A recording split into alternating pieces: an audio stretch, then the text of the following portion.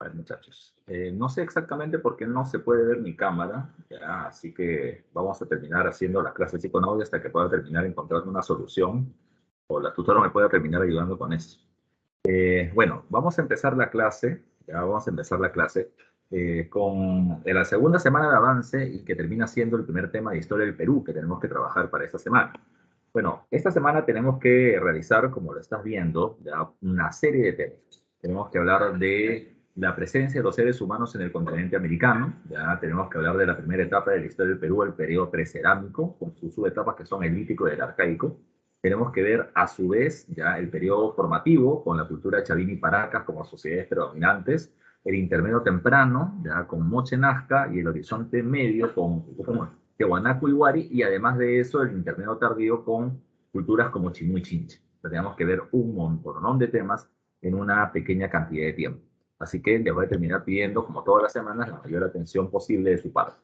Comencemos, ya comencemos. En la clase anterior decíamos que la historia comienza cuando los primeros grupos humanos terminan llegando hacia el territorio, bueno, cuando los primeros humanos nacen. Y recuerden que se le considera como humano a los animales racionales productores de herramientas, y ellos terminan siendo los Homo habilis. Ahora, lo que hay que tomar en consideración, ya lo que hay que tomar en consideración es que si la historia universal comienza con la presencia de los primeros seres humanos, la historia del Perú comienza bajo la misma condición, con la presencia de los primeros grupos humanos dentro del territorio peruano. Y en esa lógica, ya habría que tomar en cuenta que observaremos la primera etapa de nuestra historia conocida con el nombre periolítico. Pero la pregunta es, ¿y cómo terminaron surgiendo grupos humanos dentro del territorio nacional? ¿Ya? Ante esa pregunta, es que van a terminar surgiendo las llamadas teorías acerca del origen del poblamiento americano. ¿Ya? Y comencemos recordando algunas. Primero, recordemos que la llegada de los seres humanos hacia América no termina siendo una casualidad. Y lo hemos visto la vez pasada en clase. En la etapa final del Pleistoceno, durante la época del Paleolítico Superior, bandas de Homo sapiens van a terminar poblando todo el mundo. Llegan a Australia, en Oceanía, y ya llegarán también hacia el continente americano. Hay que tomar en consideración que los grupos humanos que llegan acá, insisto, están en el estadio cultural del Paleolítico Superior.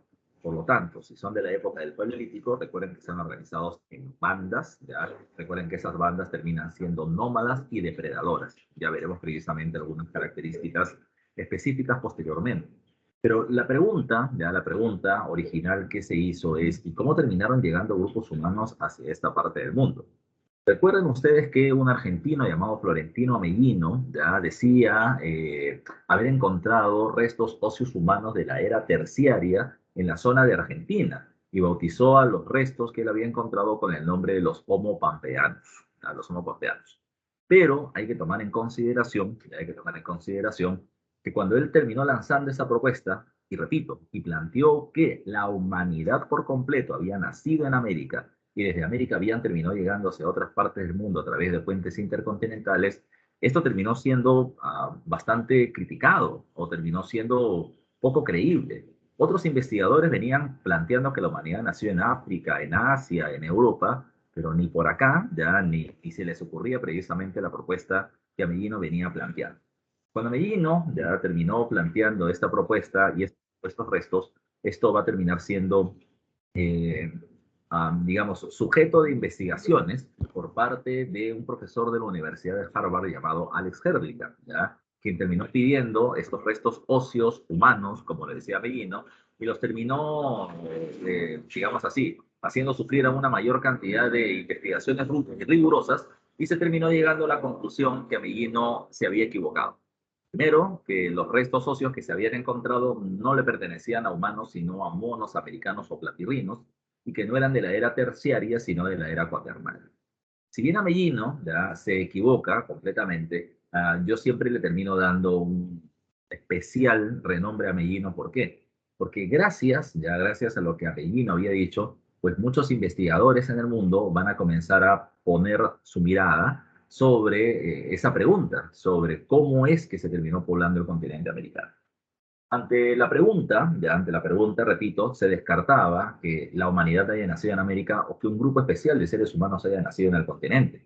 Y a partir de ese momento, se terminó planteando una segunda propuesta. población llegó a América. Y esa propuesta se le conoce con el nombre de la teoría inmigracionista. ¿Ya? Inmigracionista. El primero que va a lanzar su propuesta termina siendo el profesor de Harvard, Alex Herdlicka, con una propuesta llamada como la teoría inmigracionista monorracial. ¿Ya? Monorracial. ¿Qué significaba eso? ¿Ya? ¿Qué significa eso? Según el señor Alex Herdlicka, ¿ya?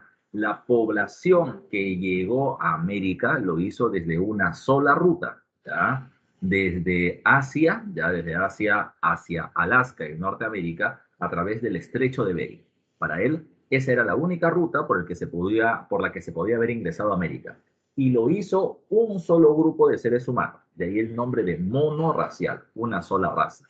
¿Ya? Según Alex Herdlicka, los paleomongoles, como lo estás viendo precisamente en la diapositiva, terminó siendo el único grupo de seres humanos que pudo haber ingresado hacia el territorio americano y poblarlo de manera progresiva de norte a sur, como lo puedes ver precisamente en el mapa con la flecha con el número 1, ¿ya? Con el número 1. A ver, ¿cómo es que se pudo haber producido ello? Bueno, según Herdlicka, había una cuestión. América, como lo puedes ver en el mapa, es un continente aislado. Estamos separados por el Océano Atlántico de Europa y África y estamos separados de Asia y Oceanía por el Océano Pacífico, ¿ya? Pero tomen en cuenta que él mencionaba que la zona noroccidental de América, Alaska, y la zona nororiental de Asia, la región de Siberia, estaban separadas solamente por una porción de 90 kilómetros de agua, que terminaba siendo el llamado Estrecho de Bering. Que es un estrecho, es una pequeña porción de agua que separa dos porciones de tierra. Y a pesar de que 90 kilómetros es una distancia bastante larga, era la distancia más corta entre América y otra parte del mundo. Así que, por lo tanto, según Herdlicka, si por algún lugar se llegó, desde ahí debió ser. Ya desde ahí debió ser. Pero ¿cómo terminar cruzando 90 kilómetros de mar? Era la pregunta. Bueno, lo que él terminaba diciendo es que esto no es casualidad. Él planteaba que hace tiempo atrás se produjo un proceso llamado con el nombre de la glaciación de Wisconsin. Cuando hablamos de un proceso de glaciación, es que las temperaturas terminaron bajando drásticamente, ¿ya? Y según Alex Herdlicka, en su momento, él terminó planteando que estas aguas del estrecho de Bering terminaron congelándose. Y gracias a ello se formó un puente de hielo cruzado por parte de los grupos humanos desde Asia al territorio americano y desde ahí del norte hacia el sur. Esa terminaba siendo su propuesta. Ahora, eso es una hipótesis, ¿ya? La hipótesis es una propuesta, pero para que la hipótesis se convierta en tesis, ¿ya? Tiene que tener pruebas sólidas, irrebatibles, ¿ya? Para que su propuesta sea incuestionable. Y la pregunta es, profesor, ¿y cuál era el problema hasta ahí de Herdlicka? Donde tú me dices, estas pruebas geográficas, la cercanía entre Asia y América y la glaciación de Wisconsin parecían ser fuertes.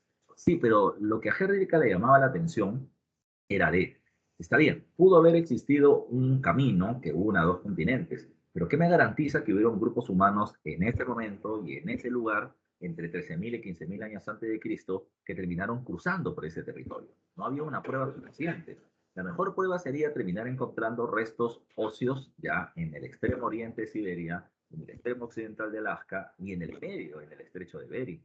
Pero para eso iba a ser muy difícil. ¿Por qué? Porque el nivel del mar en el mundo había subido y por lo tanto nuevamente, los hielos se derritieron y por lo tanto había nuevamente agua. Entonces tendría que hacer arqueología submarina para terminar encontrando huesos humanos y eso era muy dificultoso. Por eso mismo, Henry que estaba un poco cabezón con el tema, no sabía cómo resolver ese problema. Pero terminó encontrando una muy buena noticia. Los pobladores del extremo oriente de Siberia, los inuit, y los pobladores del extremo oriental de Alaska, los esquimales, se caracterizaban por ser pueblos endógamos. En castellano, solamente se casaban y tenían hijos con miembros de la tribu. Si alguien terminaba teniendo hijos con otro pueblo, con otra etnia, pues simplemente terminaba siendo expulsado de la tribu. Lo bueno es que eso le daba cierta, entre comillas, estabilidad racial a esos grupos. Y ya que eso todavía se mantenía hasta inicios del siglo XX, pues Herdlicka pudo terminar haciendo un análisis de antropología física comparada, ¿ya? Y terminó observando que los pobladores de estas dos regiones eran muy parecidos, ¿ya? ¿En dónde terminó observando las semejanzas físicas, como se pone ahí en las evidencias? La primera semejanza terminaba siendo el color de piel, ¿ya? Ellos no son amarillos como los coreanos o los japoneses, sino que terminan teniendo una piel rojiza o cobriza, ¿ya? Lo segundo es que tienen los ojos semirrasgados. Lo tercero es que tienen el cabello negro, lacio, resistente a las canas y a las caídas. Cuarto es que vienen teniendo escasa pilosidad corporal. escasa pilosidad corporal. Pero además de eso, hay que tomar en consideración otros elementos. Además de la escasa pilosidad corporal, ellos venían teniendo, por ejemplo, la famosa mancha mongólica coxial. En la parte inferior ya de la espalda, de la columna, cerca a los glúteos, los niños, ya los bebés recién nacidos, hasta la edad de 1 o 2 años, vienen teniendo una suerte de mancha o pliegue mongólico, como también se le llama, de color medio morado, de color medio verde. Yo hace 3 meses y medio he terminado teniendo mis hijos, ¿ya? Y eso precisamente termina siendo cierto. Pero, repito, a una cierta edad eso va a terminar borrándose. Lo que él observaba es que los pobladores de 2 partes del mundo terminaban teniendo las mismas características. Conclusión, eso se debe a que, según Hrdlicka, los americanos venían teniendo una procedencia asiática. Así que las pruebas geográficas y las semejanzas físicas terminaban siendo digamos, las pruebas que terminaban consolidando su propuesta. La pregunta es, ¿y la propuesta de Hrdlicka sigue vigente hasta la actualidad? La verdad que sí, pero con algunos ajustes que ya veremos. Lo que he hecho ahorita solamente es dejar hablar a Alex Hrdlicka y la teoría asiática, pero vamos a dejar hablar a otros autores. Años después aparece otro investigador llamado Paul Rivet, quien termina diciendo, bueno, Alex Hrdlicka tiene razón, los grupos humanos llegaron desde Asia a América cruzando el estrecho de Bering, pero además hay un segundo grupo de humanos, los pobladores de Oceanía, de las islas de Polinesia y Melanesia, que también llegaron a América. Su ruta fue diferente. Utilizando embarcaciones, terminaron cruzando el Océano Pacífico y llegaron al territorio americano. Esa va a terminar siendo su propuesta. Repito, es una hipótesis. Como toda hipótesis, no importa lo que yo diga, importa lo que yo pruebe. El señor Paul Rivet terminaba diciendo lo siguiente. Según él, los pobladores de las islas de Polinesia y Melanesia utilizaban pequeñas embarcaciones para poder pescar alrededor de las islas. Pero en algún momento, dice él, pudo haber sucedido un problema. Pueden haber salido a pescar en la madrugada y al querer regresar, una densa neblina les termina tapando la visibilidad. Y en lugar de regresar a sus islas, se fueron adentrando cada vez más al Océano Pacífico. Y al adentrarse, la corriente marítima ecuatoriana transpacífica los terminó arrastrando hacia el territorio americano. ¿Ya? Según él, de esa manera, los pobladores llegaron de Oceanía a América. La gente que escuchaba a Paul Rivet le decía, pues es un poco difícil, ¿no? Si las embarcaciones eran muy rústicas, ¿cómo cruzar todo el Océano Pacífico? Y él va a decir, bueno, yo no sé cómo pudo haber sucedido, pero lo que sí conozco es que existe una serie de elementos y palabras de uso común entre los pobladores de estas 2 partes del mundo. Y si existen precisamente palabras y elementos en común, es porque los oceánicos lo trajeron. Esa es su propuesta. ¿Cómo lo demostraba? Bueno, él terminaba encontrando de que en la zona de los Andes centrales, Perú, Bolivia y en el territorio de Polinesia, la gente cocinaba mediante el sistema de Pachamanca. Hoyo en la tierra, piedras calientes, ponían los alimentos y el calor de las piedras cocinaba los alimentos. Pachamanca, ¿ya? También hablaba de camas colgantes entre los árboles o hamacas, o el uso de mosquiteros para terminar golpeándose el cuerpo y terminar matando los mosquitos que terminan picándolo. O por ejemplo, que los pueblos de los Andes centrales, sobre todo los aymaras, llaman a la palabra uno, ¿ya? O al agua lo llaman con la palabra uno, U-N-N-O, y los melanesios también, que ellos llaman, por ejemplo, al camote Kumara, y los melanesios también, o que ellos llaman a sus gobernantes ingas, ¿ya? Ingas, haciendo referencia a los incas, y los polinesios también, ¿ya? Entonces, la pregunta era, ¿cómo puede ser posible que 2 pueblos muy alejados, separados precisamente por el Pacífico, tengan elementos comunes? La conclusión de Paul Rivet es que los oceánicos terminaron llegando a América, tomando en cuenta las pruebas que te he mencionado. Bueno. De esa manera, la propuesta de Paul Rivet también terminaba siendo una segunda teoría en la que, entre comillas, se demostraba que también se pudo haber llegado desde el territorio de las islas oceánicas. Tiempo después aparece, ¿quién? Tiempo después aparece otro investigador portugués, llamado Méndez Correa. Y Méndez Correa terminaba diciendo lo siguiente. Bueno, los grupos humanos llegan a América desde Asia cruzando el estrecho de Bering, desde Oceanía cruzando el Océano Pacífico, pero también llegan desde Australia. ¿Cómo supuestamente llegaban? Según él, pobladores australianos utilizando embarcaciones cruzaron por islas del Pacífico Sur, Auckland, Tasmania, entre otras más, y luego llegaron al Polo Sur, a la Antártida, y cruzando la Antártida de manera progresiva de occidente a oriente, terminaron llegando hacia la Tierra del Fuego o el sur de Sudamérica, llegando así al sur de este continente. ¿ya? Ahora, la cuestión es que esa era su propuesta. ¿Cuáles eran sus pruebas? Según él, ya esto se había producido a inicios del Holoceno. Ya te lo dije la vez pasada en la historia universal, pero vamos a recordarlo también ahora. Recuerden que a inicio del Holoceno la temperatura terminó siendo más alta de la que tenemos en la actualidad. Eso se llamó óptimo climático. El producto del óptimo climático, decía él, fue tan alta la temperatura que los hielos de la zona norte del Polo Sur ya terminaron derritiéndose, generando un camino de tierra por donde los hombres, a pesar del frío, podían cruzar, pero que no era tan frío como antes. Pero ¿qué comían? Habían pingüinos, lobos marinos, etcétera, y ellos los terminaban cazando y comiendo. Ya eran unos pollazos. Ya. De tal manera que pudieron cruzar y llegaron hacia el sur de Sudamérica. ¿Qué pruebas había de la semejanza entre los pobladores de Australia y Sudamérica? Las pruebas terminaban siendo, uno, ya, que los pobladores onas de la Tierra del Fuego terminaban teniendo el cabello rizado, que sus viviendas terminaban siendo de base circular, ya, que además de eso venían utilizando el boomerang, una herramienta de cacería, ya, y que tenían un tipo de sangre común. Con todo eso, repito, la propuesta de Méndez Correa también terminó siendo lanzada. Ahora, lo que hay que hacer, ya lo que hay que hacer es, después de haber visto estas tres teorías, hay que tomar en cuenta que ninguna de ellas se excluye mutuamente, porque las tres hablan de un proceso de inmigración, como fue pregunta examen de admisión. Pero ahora vamos a criticar las teorías, porque cada una de ellas va a ser desbaratada poco a poco. ¿Cuál fue el problema de la teoría australiana? Cuando le pidieron los investigadores a Méndez Correa que dé una prueba de que los hombres cruzaron por el Polo Sur, él no lo pudo demostrar. Él decía, bueno, las temperaturas nuevamente bajaron y por lo tanto se formaron nuevamente grandes casquetes polares y por lo tanto no se puede terminar encontrando restos óseos humanos. Fácil, si no me das restos óseos o muestra de presencia humana en este lugar, pues no te puedo creer.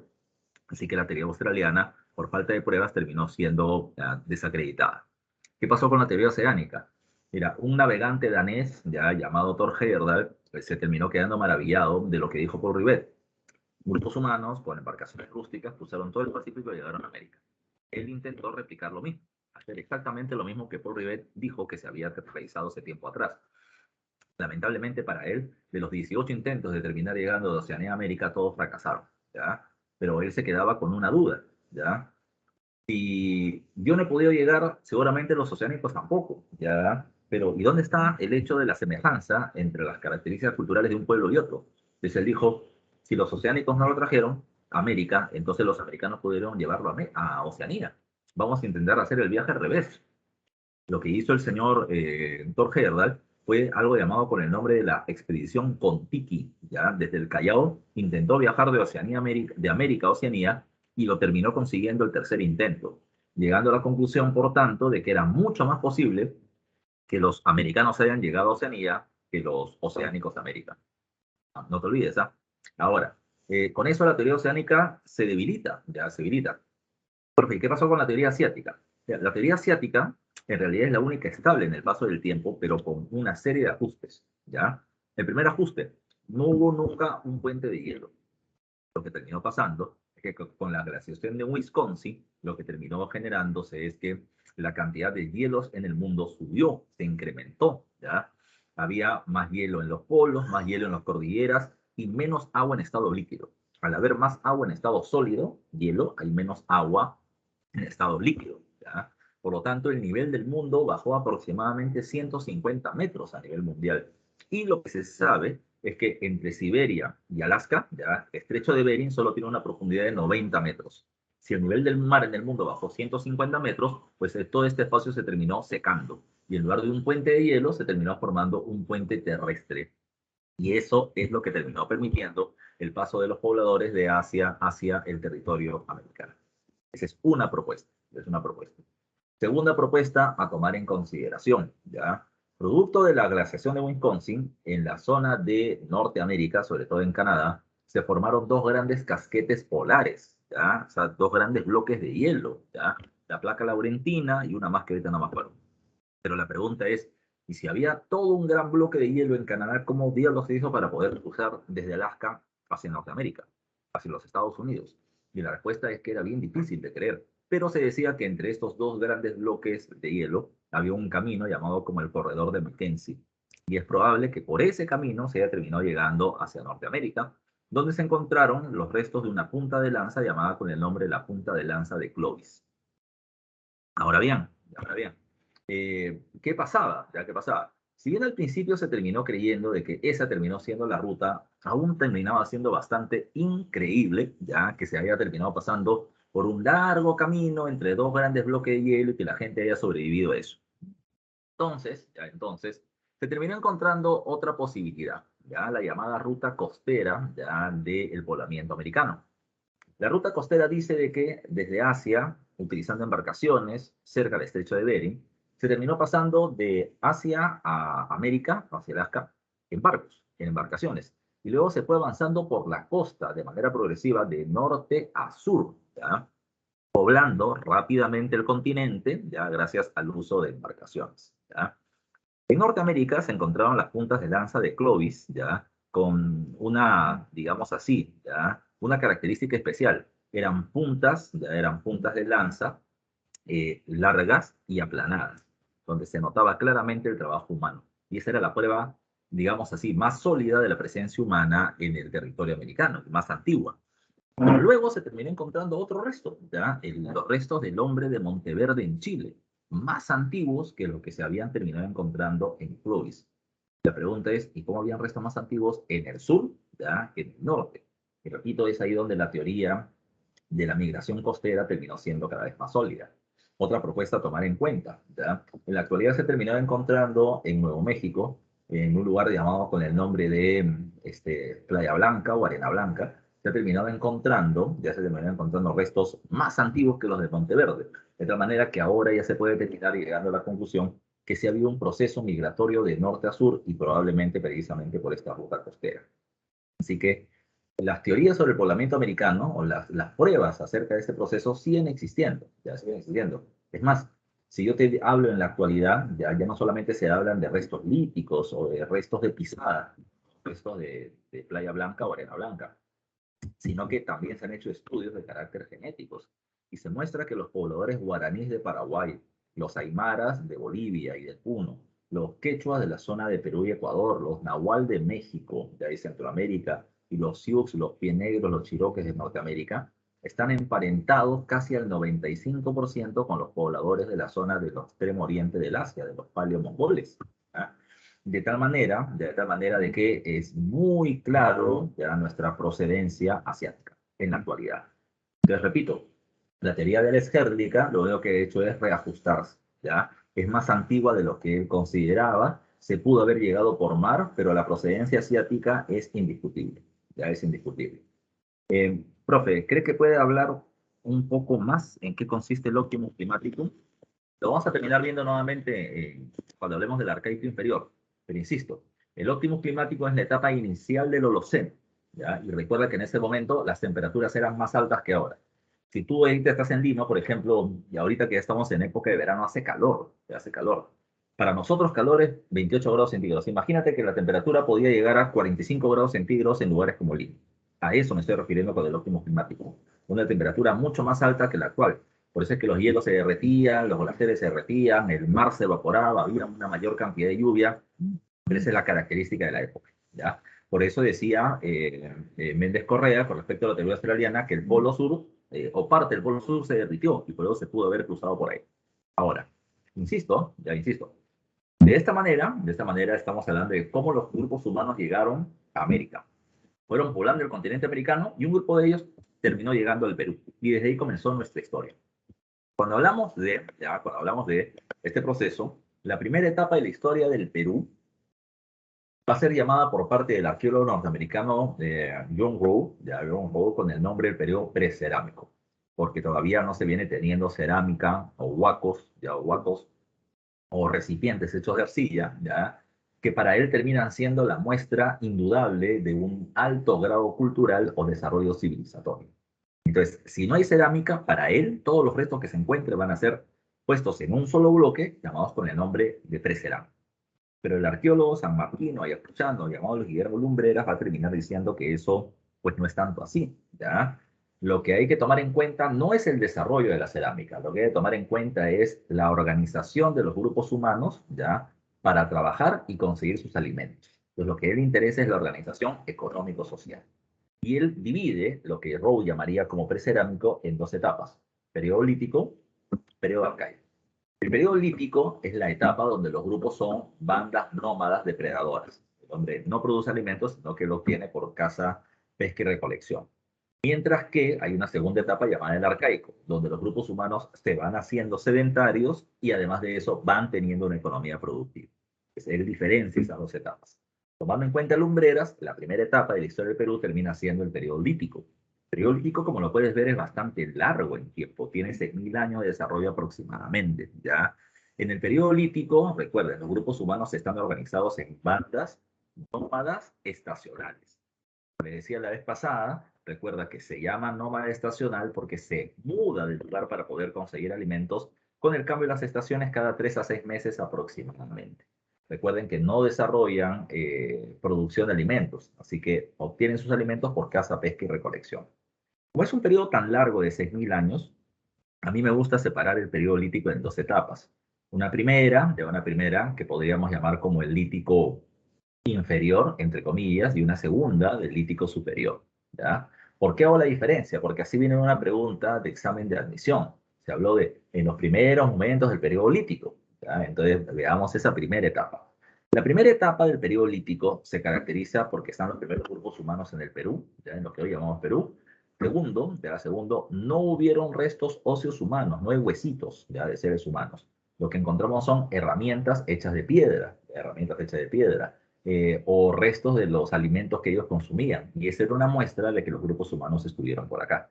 También toma en cuenta que los primeros grupos humanos son cazadores de megafauna. ¿Ya? De megafauna.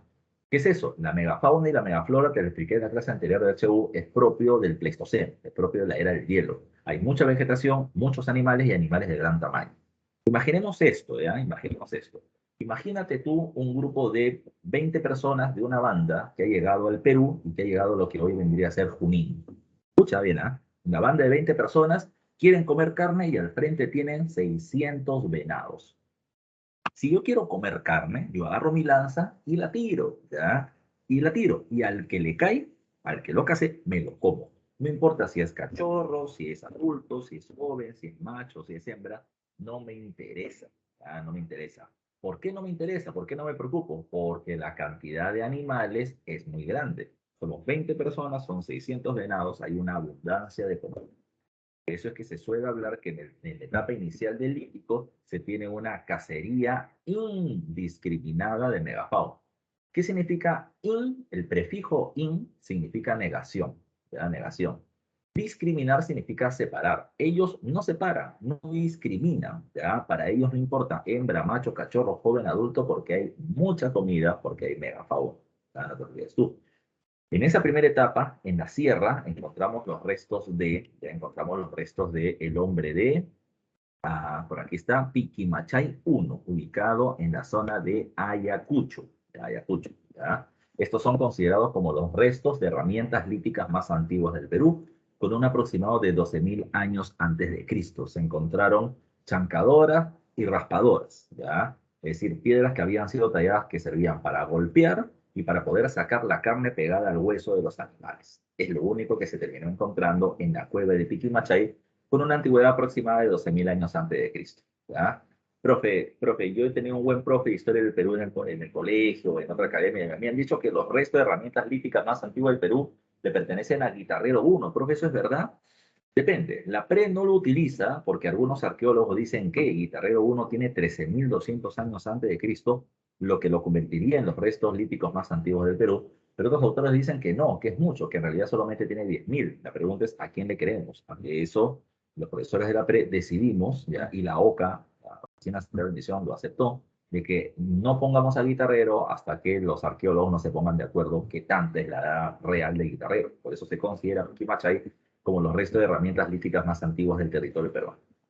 Ahora, en el caso de la costa, habría que tomar en cuenta otros ejemplos. Tenemos tres restos, pero acá solamente se pone uno. Hawái, así con J y con G, Hawái. Hawái, ubicado en el norte de Lima, casi en Supe, y Tacahuay, ubicado en Moquegua, al sur del Perú. En la costa se caracterizan por haber encontrado esqueletos de pejerreyes, de peces pequeñitos, cuya columna, cuyo espinazo ha sido fracturado, ¿ya? Producto de una acción humana. O sea, han cazado, han pescado precisamente estos animales, han comido su carne y sus huesitos los han roto. Pero también en Moquegua, en Cacaboy, se han encontrado esqueletos de pelícanos a los cuales los hombres han terminado cazando y comiendo su carne, ¿ya? De tal manera que se muestra de que se tuvo una cercanía a la costa de donde terminaban consiguiendo sus alimentos. Me preguntan por interno, me dicen, profe, ¿los restos líticos se refieren a herramientas líticas? Así es, ¿ya? Así es. Ahora, ese es con el caso de Hawái y Tacaway. Pero hay el resto que normalmente se habla terminan siendo los restos del hombre de Chivateros, que se encuentra acá también, ¿ya? Cuando hablamos de Chivatero, Chivatero se termina ubicando en el kilómetro 24 de la avenida Tupac Amaru, ya en Caraballo, ya en el valle del río Chillón. En Chivatero lo que tú terminas encontrando es un cerro, ya literalmente. Ese cerro es una cantera, se le llama cantera el lugar donde tú terminas sacando piedra de buena calidad para algún tipo de actividad. Acá se termina encontrando un tipo de piedra llamada andesita, de color azul, fragmentable, pero muy afilada, ya muy afilada. La gente sacaba su pedazo de piedra de la cantera y luego lo tallaba, ya para poder sacarle filo. Y de eso se terminaba haciendo sus puntas de lanza. ¿Qué se encuentra en Chivateros? En Chivateros no hay ninguna punta de lanza. En Chivateros lo que tú terminas encontrando son basura. Es decir, yo saqué un bloque de piedra y lo que me sobró del tallado, ya lo que quedó de lo que yo he golpeado para hacer la punta de lanza, lo que ha quedado es lo que se encuentra en Chivateros. Es un gran basural de preformas, es decir, de bloques de piedra que han sido fracturados, ¿ya? Pero eso es parte de la acción humana. Ahí han habido humanos para poder tallar esta piedra, hacer su punta de lanza y llevárselas y dejar su basural por acá. Se dice en el cuadro que está asociado a la tradición paijanense. ¿Sabes por qué? Porque este tipo de piedra con la que decía este tipo de puntas de lanza se va a terminar encontrando en el norte de Lima, en Guaramé, se va a terminar encontrando en Huaral, se va a terminar encontrando en Anca, se va a terminar encontrando en La Libertad. Todas esas regiones, desde Lima hasta La Libertad. ¿Cómo así? Bueno, recuerda que los grupos humanos de la época son nómadas. Es probable entonces que estos grupos humanos que se cruzaban en el camino, se pasaban la voz que en Chivateros había una piedra de buena calidad y la gente llegaba hasta acá, hacía su punta de lanza y se iba. Y cuando la punta ya terminaba perdiendo calidad, la terminaban dejando botada. Por eso es que hay muestras de esta en varios lugares a la vez, ¿ya? Ahora, eso es lo que pasa en la etapa inicial del lítico, pero ¿qué pasa luego? Una glaciación, la glaciación del Auricocha. No me interesan los hielos de los polos para el Perú. Lo que me interesa es el tema del hielo de las cordilleras. ¿Por qué? Porque recuerda que la mayoría de nuestros ríos tienen origen glacial. Es decir, se derrite el hielo de la cordillera, ¿ya? Y gracias a eso, ¿no? Toman en cuenta que gracias a eso, ya gracias a eso tenemos agua en los ríos que avanzan de la cordillera hacia el Océano Pacífico. Pero, ¿qué pasó? ¿Ya? Producto de la glaciación de la Auricocha, lo que vamos a terminar encontrando es que los hielos aumentan en la cordillera, ya aumentan en la cordillera, y no se derriten con facilidad. Por lo tanto, va a terminar habiendo una escasez de agua, de vegetación y de animales. De animales. Y esto afecta tanto a la sierra por donde van pasando las aguas del río y más a la costa, más a la costa donde el agua prácticamente no llega. ¿Esto qué generó? De que ante la escasez de vegetación y sobre todo de animales, los grupos humanos de la segunda etapa del lítico o lítico superior tienen una cacería selectiva. Ya no pueden cazar por cazar porque los animales son muy escasos. Imaginemos el mismo ejemplo que te di hace un rato. Una banda de 20 personas, ahora son 30. Y ya no hay 600 venados en Junín, sino solamente hay 150. Eso, ¿por qué han bajado tantos? Por la cacería permanente del ser humano y por el cambio del clima. Los grupos humanos se dan cuenta de algo. Los animales vienen muriendo, muriendo, cayendo en cantidad, ¿ya? Si yo sigo cazando en la misma cantidad o velocidad, me voy a quedar sin comida rápidamente. Por tanto, ¿qué cosa es lo que hay que hacer? Hay que hacer una cacería selectiva. Y eso es lo que encontramos en la etapa del Lítico superior. En este periodo vamos a terminar encontrando en la sierra dos restos. El hombre de Toquepala, ubicado en Tacna, en la sierra de Tacna, y el hombre de la Uricocha, ubicado en la sierra de Huánuco. Cuando hablamos de Toquepala, ya se terminó encontrando en Toquepala dos cosas. Restos de herramientas líticas y en una cueva pinturas rupestres, en la Cueva del Diablo, con escenas de cacería colectiva, grupos humanos rodeando animales y golpeándolos precisamente para poder conseguir sus alimentos, para cazarlos y conseguir los alimentos. En la Huicocha terminamos encontrando una pintura rupestre semejante en la Cueva de Huargo, en Chaclarraga, ¿Y qué es lo que vas a terminar encontrando? Vas a encontrar un humano en la parte delantera, dos humanos en la parte posterior y en el medio venaditos que vienen pasando, ¿ya? El que está delante tiene una suerte de lanza en el lomo y el que está atrás tiene una lanza en el cuello. Y de esta manera, de forma colectiva, han terminado cazando sus presas. Lo que se observa en las pinturas rupestres es eso, una muestra de cacería colectiva en ese periodo. En la Uricocha, además de pintura rupestre y herramientas hechas de piedra, herramientas líticas, se han encontrado los restos óseos más humanos, más antiguos de la sierra peruana, con una antigüedad aproximada de 7.500 años antes de Cristo.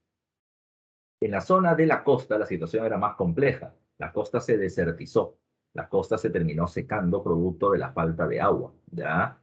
En la costa los grupos humanos, ¿dónde conseguían su comida?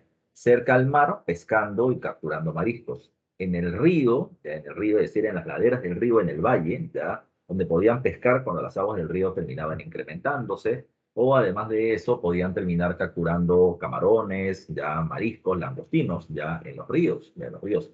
Además, en el río podían recolectar vegetación por las plantas que venían creciendo y cazar animales medianos y pequeños que terminaban haciendo algún tipo de, o que se terminaban escabullendo, como los zorros o los cañanes, por ejemplo. ¿Ya? También se alimentaban de los humedales como los pantanos de Villa. No sé si habrás escuchado eso alguna vez en el colegio, habrás paseado en el pantano de Villa. Los pantanos de Villa termina siendo una gran zona de agua y lodo, ¿ya? Donde aves de diferentes zonas reposan antes de continuar su proceso de migración. Era un lugar donde podías terminar cazando aves, ¿ya? O las lomas, ¿ya? Estas montañas de pequeña dimensión en la costa, cerca al mar, que en algunos meses del año están llenos de vegetación y se puede terminar haciendo una recolección de recursos. Entonces, todo esto es lo que encontramos en la costa. El hombre de Paiján tuvo que cambiar su dieta, de comer camélidos, por ejemplo, ya de comer algunos venados o cérvidos, animales grandes de carne roja, a terminar ahora capturando peces, ya pescando. Ellos tenían lanzas para poder cazar animales y ahora van a terminar utilizando las lanzas para poder pescar. La diferencia es que la punta de lanza no podía ser tan grande, al contrario, tenía que ser mucho más pequeña, mucho más puntiaguda, puntiaguda, y en la parte inferior, como lo puedes ver acá te estoy resaltando lo que dice proyectil con pedúnculo, ¿ya? Eso se termina encontrando en Paiján. El pedúnculo es la parte inferior de esta punta de lanza, ¿ya? Eso le daba mayor estabilidad cuando amarrabas esta punta de lanza a un tronco y se podía tener una mejor pesca. Las puntas de lanza eran pequeñas, atravesabas al pez y cuando sacabas la lanza, la parte posterior de la punta o del proyectil terminaba capturando al pez para que no se escape. De esa manera se tenía una mejor pesca. Repito, se tuvieron que adaptar sus herramientas a lanzas de pesca llamadas arpones y además de eso tuvieron que cambiar su dieta hacia una dieta rica en pescados y mariscos. Por otro lado, en Paiján también se van a terminar hallando restos óseos humanos, los más antiguos de la costa, además de esto dispuestos en posición fetal, lo que muestra una idea de entierro funerario, una creencia mágico-religiosa, con una antigüedad aproximada de 8.000 años antes de Cristo. ¿Ya? Repito, ya se muestra con la Uricocha y Paiján, con los restos óseos hallados en estos lugares, ya se termina mostrando el hecho de que los grupos humanos tenían creencias mágico-religiosas por los entierros funerarios que producen. ¿Ya? Recuerden, pero todavía no hablamos de religión organizada, ese es otro tema que ya veremos luego. Eso pasa en el lítico. El lítico, además, no te olvides, es semejante a la época del Paleolítico superior de la historia universal. Pero ahora pasamos a ver otra etapa, ¿ya? El arcaico inferior. El arcaico inferior, como está ahí en las características, es semejante al Mesolítico de la historia universal. ¿Qué pasó en el Mesolítico? Te lo dije en la clase pasada. Se está hablando del inicio, ¿ya? Se está hablando del inicio del Holoceno. Las temperaturas se incrementan, ¿ya? Las temperaturas se incrementan, pero no solamente ello, ¿ya? Además del incremento de las temperaturas, recuerden ustedes, muchachos y muchachas, ya muchachos y muchachas, de que los grupos humanos ya no pueden vivir en las cuevas porque hace ahora demasiado calor dentro de ellas. Así que van a tener que salir, ¿ya? Y van a formar viviendas al aire libre conocidas con el nombre de aldeas, ¿ya? Aldeas. Otro dato más a tomar en consideración, como te decía, los hielos de los glaciares se derriten y hay más agua en el río, las aguas del mar se evaporan y hay más lluvias, pero lo que también, el clima es más benigno, se puede vivir al aire libre, pero hay un problema. El problema termina siendo de que por también el tremendo calor zonas enteras se van a terminar desertizando. Antes los grupos humanos podían viajar de un lugar a otro porque sabían dónde terminar encontrando alimentos, pero ahora por el cambio de clima ya no es así. Si un grupo humano terminaba caminando 5 días hacia el noreste porque ahí iba a terminar encontrando una laguna o un río donde conseguir alimentos, ahora ya no hay nada en ese lugar. La gente llegaba al territorio y la zona se había desertizado, así que caminarán 2, 3 días más y no encuentran nada. ¿Qué les queda? Regresar al lugar que ya conocen, ¿ya? Regresar al lugar donde inicialmente están viviendo. En algunos meses del año en las estaciones cambia el clima y no hay tanta comida, pero no importa, hay que comer, hay que comer. Así que se producen algunos cambios. Se produce primero una crisis de la megafauna. La cantidad de vegetación disminuye, la cantidad de animales también. La conseguir alimentos ahora con este intenso calor no es tan simple. Los grupos humanos van a tener que adaptarse. ¿Cuál es la primera adaptación? Ya no van a ser nómadas, ya no se van a mover con el cambio de las estaciones. Ahora van a ser seminómadas o semisedentarios. Viven más tiempo en un lugar, pero no para siempre. ¿Ya? Pero no para siempre. La segunda característica, ya, profe, ¿qué tanto tiempo van a vivir? 1 año, 3 años, 5, 10, 20, 50, lo que la naturaleza les permita hasta antes que ese territorio se seque. ¿Ya? Pero además de eso, y lo más importante es que vienen desarrollando una economía mixta. ¿Qué implica una economía mixta? Implica de que van a terminar, por un lado, cazando animales, ya, para poder comerlos, pero también van a terminar guardando algunos de ellos, ya. Al animal más grande, más fuerte, con más carne, lo van a terminar guardando para comérselo luego, si es que no encuentran una buena cacería posteriormente. Pero lo que también va a ser interesante es que al haber poca comida, ellos van a comenzar a ver que estos animales en cautiverio se reproducen. Así que lo que hicieron era, bueno, en lugar de guardarlos para comerlos luego, ¿por qué no los guardamos y hacemos que se reproduzcan y de esa manera tendrán cría y la cría será mi comida del futuro? Comienza la crianza o domesticación de animales, a lo que se le conoce con el nombre del pastoreo, pero de manera progresiva. Tienen que saber el ciclo de vida de los animales, cada cuánto tiempo la hembra está en celo, cuánto tiempo dura la gestación, qué debemos hacer cuando las hembras terminen dando sus crías, ya todo eso, cómo alimentar a las crías, cómo hacer que, por ejemplo, las tetas de las hembras no terminen teniendo pus, ya para evitar la infección de las crías y se mueran.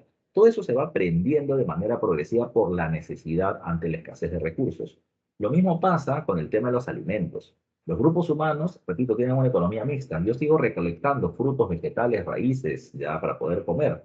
Pero también ellos se van a dar cuenta de que existe un ciclo de vida de las plantas, ¿ya? Y que si tú pones una fruta en el suelo y viene la lluvia, ya con todo esto se va a terminar permitiendo el crecimiento de una nueva planta y nuevos frutos. Entonces, ellos van a comenzar a hacer una domesticación de las semillas, una domesticación de plantas llamada horticultura. ¿De dónde viene el nombre horticultura? Viene de horti o huerto, ¿ya? Huerto. Ellos van a terminar haciendo huertos, ¿ya? Huertos, pequeños espacios de cultivo precisamente para poder producir sus alimentos, ¿ya? Eso hay que tomarlo muy en cuenta durante este periodo. ¿Qué más? ¿Ya? ¿Qué más? Cuando hablamos del periodo arcaico inferior, recuerden ustedes que ellos también, en este caso, ellos van a terminar agarrando frutos seleccionados. Los mejores frutos son los que van a terminar cultivándolos. Van a terminar echándole más agua, más abono, cuando vayan conociendo eso, le da más sombra a las plantas. Y de esa manera van a terminar teniendo nuevas plantas con mejores frutos y animales más grandes. Eso es la domesticación de plantas y animales que se viene formando durante este periodo. En el caso de la sierra, habría que tomar en cuenta que hayamos dos grupos de personajes. Encontramos al hombre Nanchok, que termina siendo la evidencia más antigua de horticultura o del cultivo de alimentos en el Perú. Como le estás viendo ahí, él va a terminar cultivando calabaza, quinoa, oca, maní. También encontramos al hombre en Guitarrero 2 en Ancash, que termina cultivando frijol, payar y ají, ¿ya? También tenemos, por ejemplo, los criadores de animales, y entre los criadores de animales tenemos al hombre Piquimachay 2, que cría cuyes, y al hombre Telarmachay, que termina criando camélidos, ¿ya? El guanaco, que es un animal que vive en estado salvaje, lo va a domesticar y se le conoce como llama. Mientras que la vicuña, que también vive en estado salvaje, libre en la naturaleza, la va a domesticar y se le conoce con el nombre de alpaca. Estos son los grandes cambios de esta época, ya en la sierra. En la costa, ¿qué ha pasado? No te olvides que el hombre de Paiján terminó estableciendo lanzas para la pesca o arpones. Y lo que vamos a encontrar en la costa durante el Arcaico Inferior es la mejora, ya la mejora de la tecnología para la pesca. El hombre de Santo Domingo va a terminar con la fibra de los cactus, ya, o sea, con los cactus que se van secando, los deshilachan y hacen soguillas y estas las amarran y hacen redes. Y ellos van a pescar con redes. La pesca con redes es más eficiente. Pesco más animales con una menor cantidad de esfuerzo. Pero así como está la pesca con redes, recuerden también, ya recuerden también, que el hombre, por ejemplo, de Chilca va a terminar haciendo sogas más largas, las cuales en la punta las amarra con cáscara de calabaza atravesadas por espinas, y con eso las va a poner en el mar para que los peces crean de qué hay comida y cuando lo capturan se terminan enganchando. Es un anzuelo. La pesca con anzuelo termina siendo precisamente el gran logro de los Chilca. En ambos casos, Santo Domingo y Chilca terminan siendo aldeas de horticultores, de productores de alimentos y demás. No te olvides tú, eso pasa en el arcaico inferior, semejante al mesolítico de la historia universal. ¿Qué pasa en el arcaico superior? Este es semejante al neolítico que también vimos en la clase pasada. Recuerda que en el arcaico superior, en el neolítico, ¿qué encontramos? La revolución neolítica. Los grupos humanos se hacen sedentarios, viven en un solo territorio y tienen una economía de carácter productiva a través de la agricultura y la ganadería. ¿Qué es la agricultura? La agricultura, también llamada como agricultura extensiva, se caracteriza por la ampliación de zona de producción de cereales o de alimentos. Eso termina siendo un gran avance. Recuerden ustedes que en el arcaico inferior hay horticultura, pequeños huertos, pequeñas zonas de cultivo, pero ahora, gracias al conocimiento que se iba adquiriendo en la época del arcaico inferior, se puede terminar observando mayores campos de cultivo. El hombre no utiliza tecnologías. Lo único que va a terminar haciendo el hombre es que en las zonas que se inundan, ya gracias al crecimiento del agua o el caudal de los ríos, cuando estas zonas se van secando, es ahí donde se termina cultivando. Y puedo tener más espacio para poder cultivar. Ya sé en qué tipo de tierra, ya sé en qué época del año se tiene una mejor cosecha. Ya sé qué hacer por toda la experiencia propia del Mesolítico. La agricultura es una y la ganadería es otra, la crianza de un gran número de animales. Pero todo es parte de la experiencia que se fue acumulando. Otro dato más. En la época del Arcaico Superior, los grupos humanos sedentarios productores de alimentos se les conoce con el nombre de ayllus. ¿Qué es un ayllu? Un ayllu terminan siendo los clanes andinos. ¿Qué es un clan? Un conjunto de bandas, ¿ya? Las bandas son los grupos humanos de la época del Lítico del Arcaico Inferior. Recuerda que son nómadas, pero como están buscando un buen lugar para cultivar porque ya saben qué se debe hacer, digamos que un pueblo A, una banda A y una banda B llegaron al mismo territorio y en lugar de pelearse, decidieron unirse. Esa unión de bandas forman los clanes y los clanes andinos se llaman ayllus, grupos sedentarios liderados por parte de un curaca. Tienen lazos que los unen, puede ser lazos sanguíneos o familiares, religiosos, porque creen en los mismos tótems o animales sagrados, entre otros elementos más.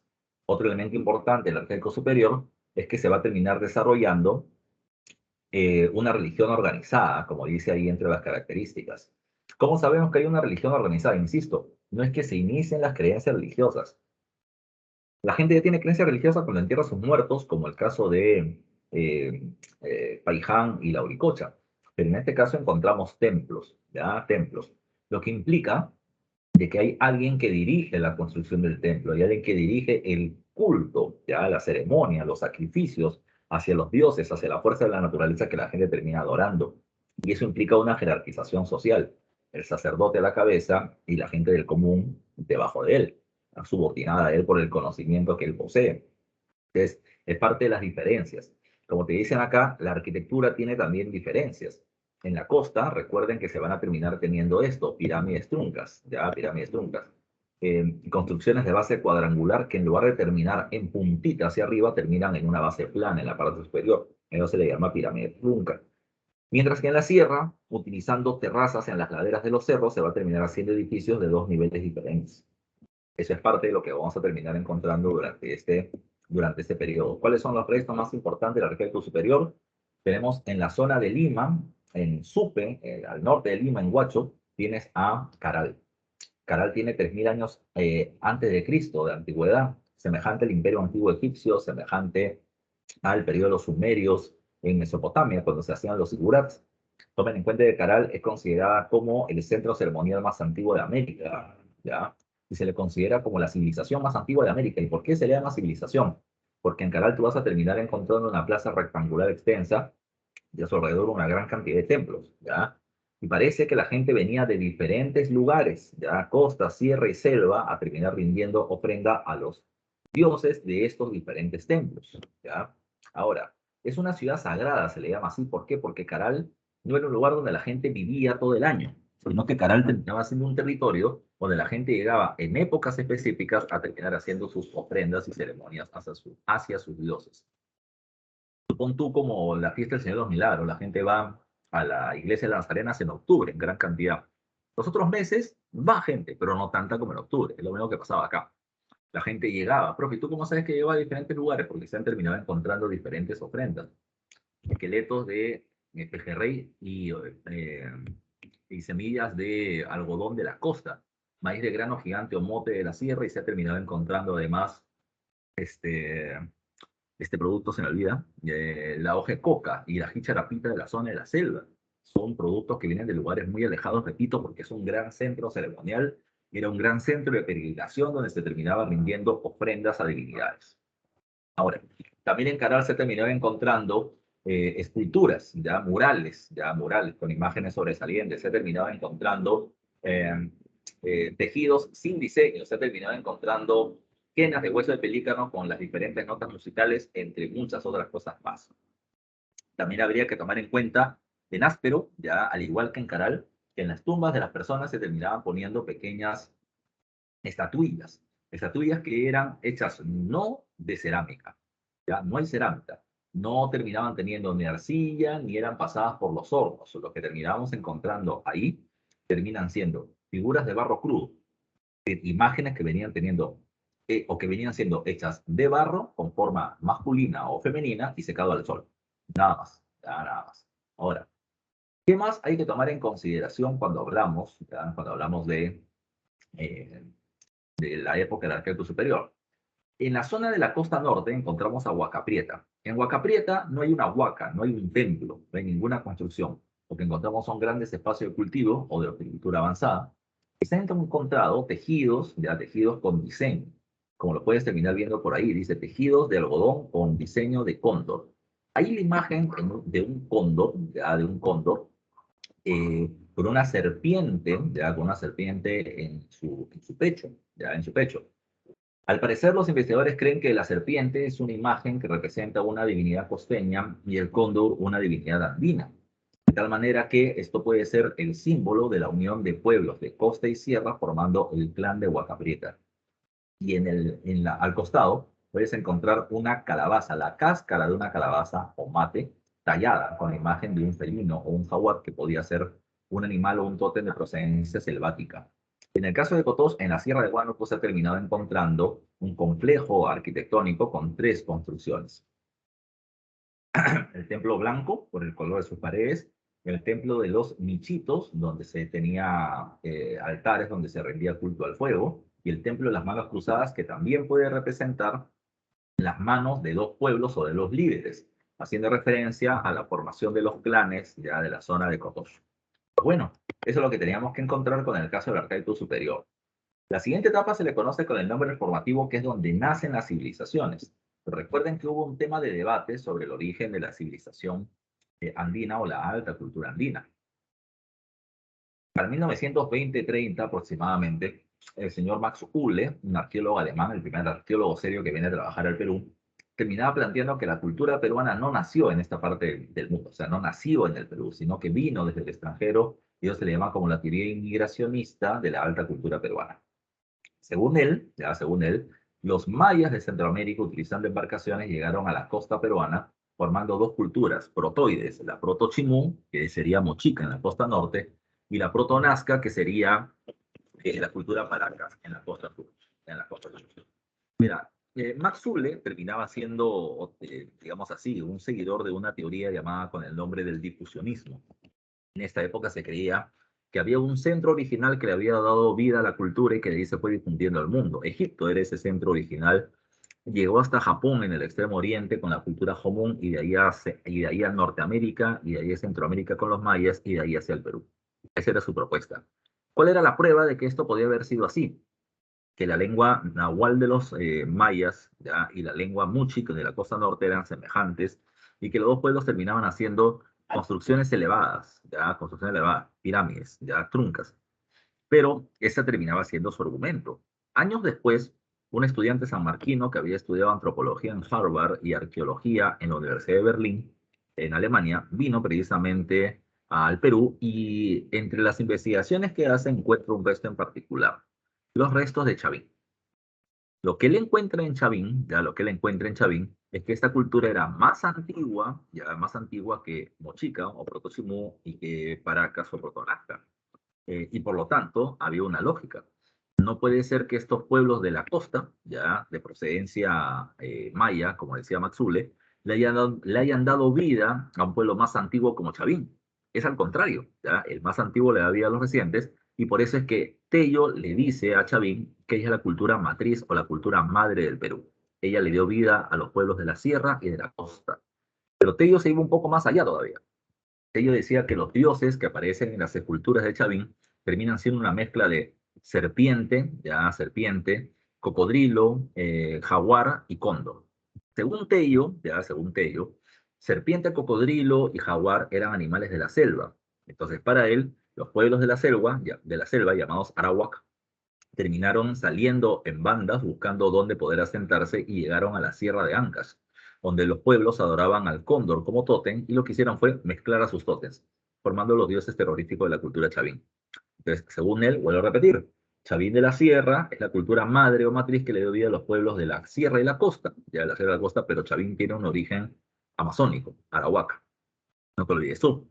Eh, tiempo después, cuando se fue mencionando que lo que sustenta el desarrollo de una cultura o civilización es la producción de la cerámica, ¿ya? Viene un arqueólogo peruano llamado Federico Kaufmann, quien va a terminar diciendo lo siguiente, que la cerámica define el desarrollo civilizatorio. La cerámica más antigua de América está en Ecuador, Sultero Valdivia. Por lo tanto, los Valdivia le dieron vida tanto a los Chavín en el Perú como a los mayas en Centroamérica. Esa era la llamada teoría allochtonista, ya de Federico Kaufmann. En el paso del tiempo, profe, ¿cuál de esas tres tiene más peso? Ninguna. ¿Ya? Ninguna. De las tres, la que tiene más peso es la teoría autoctonista. Nuestra cultura nació en nuestro territorio. Eso no tiene duda. ¿Ya? No vino de los mayas ni de los valdivias, nació en nuestro territorio. Pero Chavín no es la cultura más antigua del Perú. Antes de Chavín hubieron varios otros pueblos. Piznique, Garagay, Sechín, ya, Sechín, ¿qué más? Punturhuasqui, Pacopampa, Negritos, ya, Negritos, y varios más. Y entre ellos Chavín, ya. Eso está en la época llamada con el nombre del periodo formativo. El periodo formativo termina siendo la primera etapa, ya, la primera etapa, donde ya se observa cerámica, y donde ya podemos hablar de un desarrollo civilizatorio o de una cultura más avanzada. A ver, profe, o sea, nuestras culturas, nuestras civilizaciones son autóctonas. Sí, son autóctonas, pero Chavín no es la primera. Eso es lo que estoy explicando ahorita, ¿ya? En el periodo formativo, que va del año 2000 al año 200 antes de Cristo, ¿ya? Este se subdivide en tres etapas. Formativo inferior, formativo medio, formativo superior. La etapa del formativo medio es donde encontramos a la famosísima cultura Chavín. Pero el formativo inferior es la etapa pre-Chavín y el formativo superior la etapa post-Chavín, ya en la época de la decadencia de Chavín. En común, el periodo formativo se caracteriza por una teocracia, por un gobierno dirigido por parte de sacerdotes. ¿Ya? En la época del formativo, otra característica, se desarrolló, ¿ya? Y se difundió el uso de los canales de regadío o de agricultura intensiva, tecnología para la agricultura. ¿Ya? Y además de eso, ya se va a terminar desarrollando de una manera cada vez mayor la cerámica, la orfebrería, los tejidos, etcétera. Porque hay personas que se pueden dedicar exclusivamente a esa tarea, ¿ya? Y te explico por qué. En la época del formativo inferior, gracias a los canales de regadío, se amplían las zonas de producción de alimentos. Si una familia necesita 30 raciones de alimentos mensuales para poder comer, pues ahora tiene 50. Entonces se genera algo llamado con el nombre de excedente de producción, un extra de lo que tú necesitas. Esos excedentes van a permitir de que yo lo pueda intercambiar por bienes, por otros productos. Hay gente que dice, yo no quiero estar cultivando, yo lo que he encontrado es una tierra de color roja, arcilla, que si le echo agua, le puedo terminar dando forma, Y si lo pongo al calor, si lo pongo en un horno, se lo puedo terminar solidificando y haciendo recipientes. ¿Ya? Estos recipientes pueden servir para poder guardar agua, semilla, chicha, ¿ya? Alimentos, frutos. Entonces, si me sirve a mí este recipiente, bueno, se lo puedo terminar vendiendo a otras personas que también les sobran productos. Yo, el ceramista Panchito, voy a ir donde el agricultor Pedrito, le voy a decir, oye Pedrito, mira, yo sé que veo que vienes teniendo alimentos por todos lados en tu casa, ¿ya? ¿No te gustaría ordenarlos? Sí, claro que me gustaría. Mira, yo te ofrezco a ti este recipiente de cerámica. Ahí puedes guardar las semillas. Y esto, ¿qué? ¿Me lo estás regalando? No, pues tampoco, este es mi trabajo, ¿no? ¿Ya? Entonces yo quiero que tú me termines dando, ¿ya? 3 raciones de alimentos por esta cerámica. El agricultor Pedrito se pone a pensar, yo tengo 50, necesito 30, me sobran 20. Si le entrego 3, no me pasa nada. Así que, gracias a los excedentes, hay personas, como el artesano Panchito, que se puede dedicar exclusivamente a hacer cerámica y terminar intercambiándola por comida. Y así conseguir los alimentos para sus familiares. También tomen en cuenta, ya, también tomen en cuenta que no solamente está el ceramista, también está quién, también está el escultor sobre madera, sobre piedra. También está, por ejemplo, el que termina haciendo tejidos, también está el que termina transformando los metales en joyas. Y así por el estilo, ¿ya? A esos patas se le llama artesanos. El artesano es aquel que hace arte con sus manos y se dedica exclusivamente a esa tarea. Ahora, todos estos pueblos, ya, que aparecen en el formativo inferior son pequeños pueblos dispersos con gobiernos independientes y diferentes dioses, ¿ya? Recuerden que son teocracias. Recuerden que en esta época los pueblos aceptan que todo lo que tienen es gracias a que Dios se lo ha dado, ¿ya? Entonces, si yo tengo una mejor agricultura es porque mi Dios es más poderoso, ¿ya? Y por las ofrendas que le estoy pagando. Si yo tengo más salud, más vida, es porque los dioses me están dando todos esos beneficios que mi población necesita. Pero precisamente, mira, precisamente un pueblo que destaca termina siendo Chavín. El pueblo de Chavín de Huántar, en el callejón de Conchucos, en Ancas, termina teniendo una altísima producción agrícola, ya altísima. Y como tiene una buena producción agrícola, los pueblos de los alrededores se preguntan, ¿y cómo lo hacen? Y ante la pregunta, se acercan a este pueblo y cuando le preguntan a un campesino, le dicen, oye, ¿tú cómo haces? No sé, cholo, yo termino cultivando. Y además todo eso es gracias a mi Dios. Yo le pago las ofrendas a mi Dios, los tributos a mi Dios y mi Dios me beneficia con todos estos alimentos. Yo no te puedo decir cómo te puede ayudar mi Dios, pero sí te puede decir el sacerdote, porque yo le doy a él las ofrendas y él se encarga de que el Dios nos ayude. Así que los otros pueblos se acercan a los sacerdotes de Chavín, y a los sacerdotes de Chavín. Y los sacerdotes de Chavín, ¿qué es lo que van a hacer? Bueno, lo que ellos van a hacer, ya, es decirle, mira, mi Dios apoya a mi pueblo porque le paga tributos. Ahora, mi Dios puede ayudar a tu pueblo siempre y cuando tú le pagues, pero ahora yo no sé si mi Dios te quiere ayudar o no.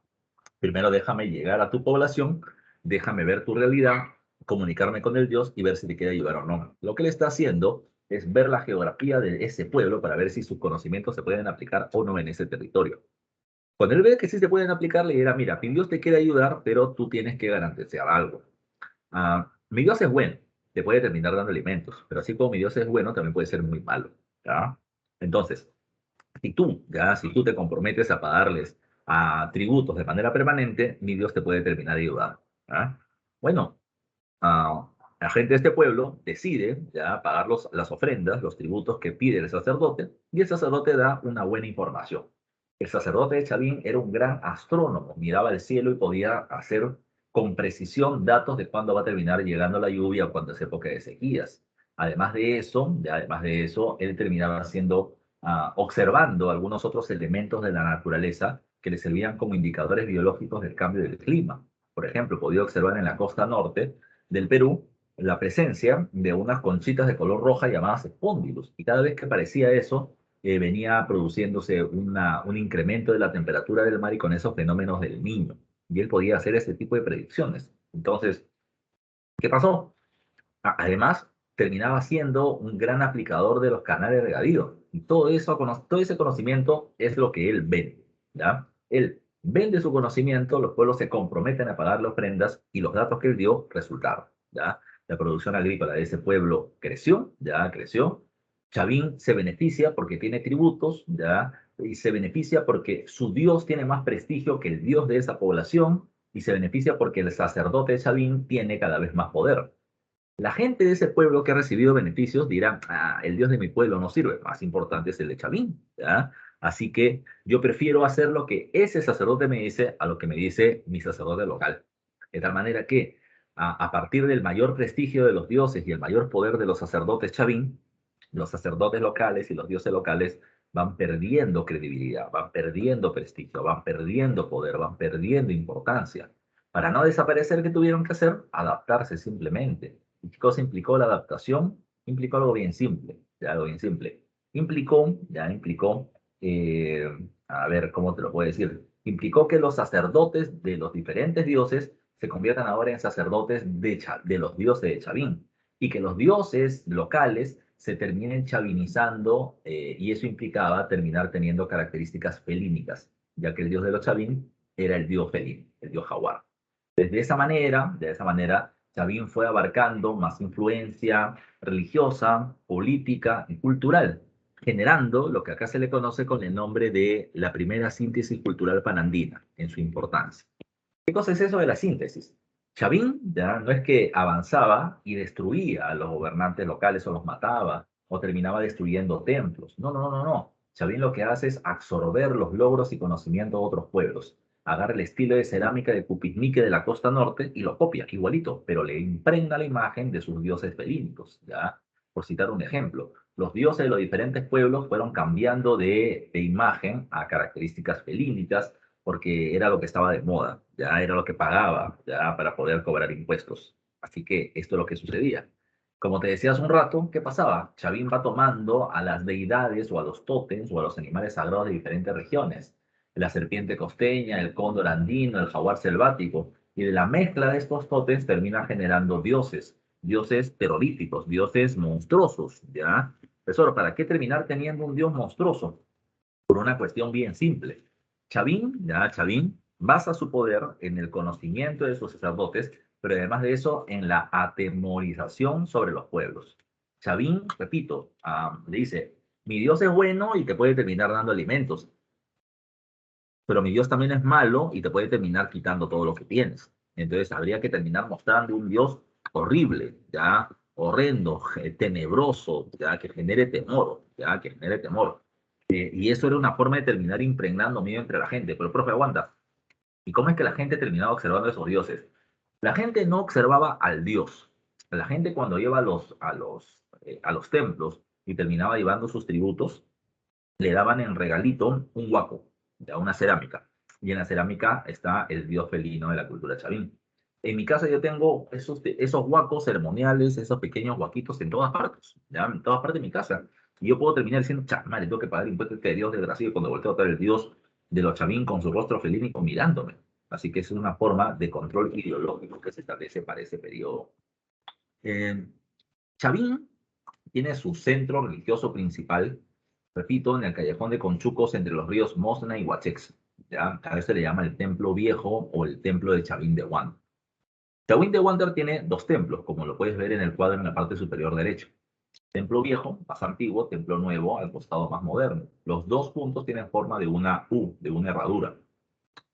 En el Templo Viejo, en la parte central, se encuentra una escultura de un solo bloque de piedra o monolítica de 5 metros con 12 centímetros de alto, que es el anzón monolítico, donde con incisión o raspando la superficie se ha terminado dejando grabada la imagen del dios más importante de los chavín, que es el dios jaguar o el dios felino. ¿Quién entraba al recinto donde estaba este dios? Solo los sacerdotes de Chavín y los sacerdotes de los diferentes pueblos que terminaban iniciándose en el culto religioso. Cuando moría, por ejemplo, vamos a poner un punto. Imagínate que se muere el sacerdote del pueblo de Huacho, ¿ya? Que estaba ligado a Chavín. Bueno, este sacerdote ha ido preparando a alguien que va a ser su sucesor.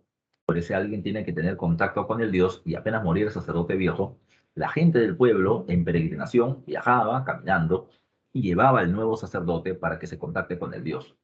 Chavín terminaba siendo un gran centro de peregrinación. La gente llegaba hacia allá en masa. Cuando llegaban, este nuevo sacerdote entraba al templo, pero no entraba simple.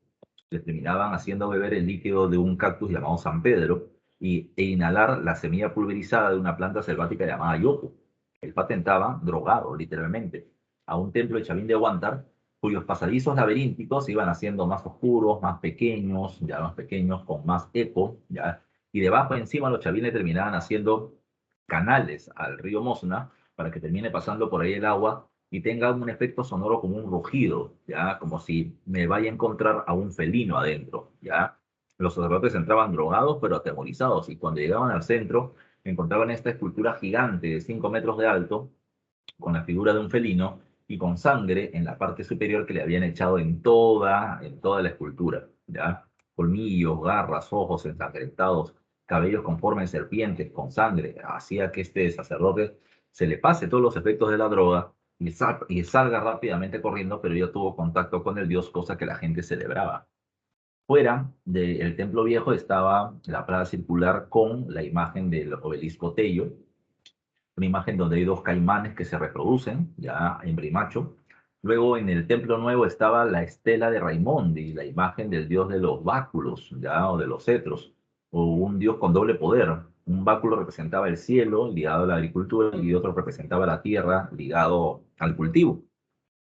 Mientras que alrededor del templo nuevo estaban las cabezas, ya las cabezas clavas en el templo. Una serie de cabezas que pasaban de un rostro humano a un rostro felínico y que se cree de que eran muestras de sacerdotes en estado de alucinación, que habían consumido algún tipo de droga. Y se transformaban de humanos a felinos, de humanos a dioses, para poder extraer la información de las divinidades acerca de los oráculos del tiempo y del clima. Eso es lo que tenía Chavín. Chavín tiene cerámica de buena calidad, textilería de buena calidad, pero en lo que más destaca es en la escultura sobre piedra o escultura, con las muestras que te acabo de decir. Danzón, estela de Raimundo, el Electrotelio, cabezas clavas, estela Yauya, portada de las Falconias y un montón de imágenes más de su alta calidad. ¿Qué pasó al final? Parece que Chavín no logra predecir un fuerte fenómeno del Niño, con inundaciones en el norte, sequías en el sur, y por más ofrendas y tributos que pagaba la gente, a la producción agrícola seguía siendo mala. Y producto de esto, ya el producto de esto, lo que va a terminar haciendo Chavín es, bueno, perder su influencia. La gente deja de creer en los sacerdotes antes que en los dioses y su poder se vio debilitado.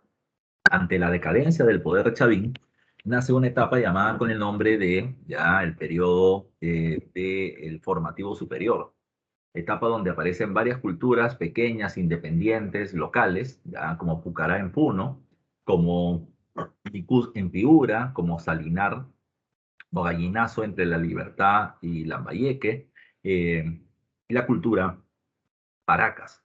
Cada una de ellas dirigidas por sacerdotes, ya por sacerdotes siguen siendo estados teocráticos, pero hay que tomar en cuenta que la situación va cambiando. ¿Y va cambiando por qué? Ya va cambiando porque el poder de estos pueblos o las características de estos pueblos van variando. Eh, por ejemplo, estos pueblos pasan de una fuerte influencia de la época Chavín a poco ir obteniendo su independencia, ya no solo política, sino también cultural, ya cultural. Su propia estilo de cerámica, su propio tipo de tumbas, su propia iconografía, todo esto va variando de manera progresiva y esto lo vamos a ir viendo. El ejemplo más claro del desarrollo del formativo superior termina siendo Paracas. Cuando hablamos de Paracas, hay que tomar en cuenta que Paracas viene teniendo dos etapas, una más antigua, llamada Paracas Cavernas, una más reciente, llamada Paracas Necrópolis. Paracas Cavernas tiene una fuerte influencia de la cultura chavín, ¿ya? Mientras que Paracas Necrópolis va teniendo una mayor independencia cultural y una mayor cantidad de elementos propios, ¿ya? Una deschavinización, una identidad cultural propia. En el caso de Paracas, recuerda que la diferencia entre Paracas y cavernas no solo es la antigüedad, sino también está, por ejemplo, el tipo de tumbas. En Paracas cavernas, las tumbas vienen teniendo la forma de una copa invertida y en ellas se termina encontrando esqueletos humanos momificados, envueltos con una serie de telas o fardos funerarios. En Paracas cavernas, las tumbas llegan a ser de entre 8 y 12 personas como máximo. Mientras que en Paracas Necrópolis son grandes cementerios. En una sola tumba pueden haber 200 o 300 personas, ¿ya? Otra diferencia, además del tipo de tumba, es la cerámica. En Paracas Cavernas y Necrópolis, se viene teniendo que las dos etapas tienen doble pico y azapuente. Pero la diferencia está en que en Paracas Cavernas la cerámica es polícroma, usa varios colores, y en Paracas Necrópolis es monócroma, un solo color. Una tercera diferencia termina siendo los dioses. Los dioses de Paracas Cavernas son felínicos, ¿ya? Y además de eso se observa la imagen del dios o la diosa de los báculos, una imagen semejante al dios de los báculos Chavín, del Stella Raimondi, pero con características femeninas. Y en la época de Paracas Necrópolis se termina apareciendo el ser oculado, ya el ser oculado, una imagen de un dios ya totalmente diferente, lo que va hablando de una independencia cultural progresiva que Paracas va alcanzando en su etapa Necrópolis. ¿Qué más? En el caso de Paracas, y en el caso de Paracas, encontramos otro elemento que termina siendo importantísimo, importantísimo, y termina siendo que ellos destacan tanto en la textilería como en la medicina. En la textilería ellos van a terminar haciendo fardos funerarios, van a hacer telas precisamente hechas en base a algodón en donde se enterraban o donde se envolvían los cuerpos de las personas momificadas. Eh, Todas las personas que morían, desde la gente del pueblo hasta la gente de la élite, su cuerpo terminaba siendo momificado y envuelto, ¿ya? Pero habría que tomar en cuenta que no es lo mismo, ¿ya? No es lo mismo eh, por así decirlo, no es lo mismo a ver, ¿cómo poner el dato? No es lo mismo, ¿ya? No es lo mismo el fardo funerario de un hombre del pueblo que un hombre de la nobleza. En los fardos de los hombres de la nobleza, estos no solamente usaban algodón, sino también fibra de alpaca, lo que implicaba que los paracas terminaban teniendo comercio a grandes distancias para poder conseguir este recurso. Tenían cabellos humanos, hilos de oro, hilos de plata, plumas de guacamayos, lo que implicaba comercio a gran distancia para poder hacer estos tejidos con diseños más elaborados además. En Paracas también había otro elemento, el tema el trabajo con los cráneos. Pero en Paracas Cavernas se terminaban haciendo deformaciones craneales. Así que a los niños de la nobleza les terminaban alargando el cráneo para que parezca un cono. Y esto era, repito, una diferenciación social. Mientras que en Paracas Necrópolis, lo que se hacía era el proceso de trepanaciones, ¿ya? Eh, los cuerpos de personas que estaban en plena batalla y sufrían alguna herida en el cráneo, los operaban, ¿ya? Y si salían bien, precisamente les terminaban haciendo un hueco en el cráneo, ¿ya? En la parte fracturada, lo terminaban tapando con una lámina de oro o plata. Esa era parte de las operaciones y el gran avance en medicina que Paracas terminó consiguiendo. Recuerden, no se olvides, que Paracas termina siendo una cultura puente, que es una cultura que le dará vida a la sociedad de la siguiente etapa, que termina siendo el intermedio temprano. El periodo intermedio temprano se caracteriza por algunos cambios. Primer cambio, el tipo de gobierno. Ya no es un gobierno de carácter teocrático solamente, sino que sacerdotes y militares van a compartir el poder. Por eso se suele hablar de una teocracia militarista. Lo segundo, es que en el periodo del intermedio temprano surgen los llamados maestros artesanos. ¿Qué es eso, profe, de los maestros artesanos? Los maestros artesanos terminan siendo, eh, a ver, ¿cómo ponemos el caso? Los maestros artesanos terminan siendo una época en que el desarrollo artesanal, por ejemplo en la cerámica, es de muy alta calidad y muy diferenciado de un pueblo a otro, ¿ya? Muy diferenciado de un pueblo a otro. En ese sentido, habría que tomar en cuenta que, por ejemplo, en esta época, Mochica y Nazca son los pueblos que más destacan en la producción cerámica. Moche tiene huecos eróticos, ya que no tiene otro pueblo, pero Nazca utiliza hasta 16 tonalidades de colores diferentes, que lo hace diferente. Tiahuanaco termina teniendo vasos de boca ancha o queros, diferente a lo que otros pueblos terminan teniendo.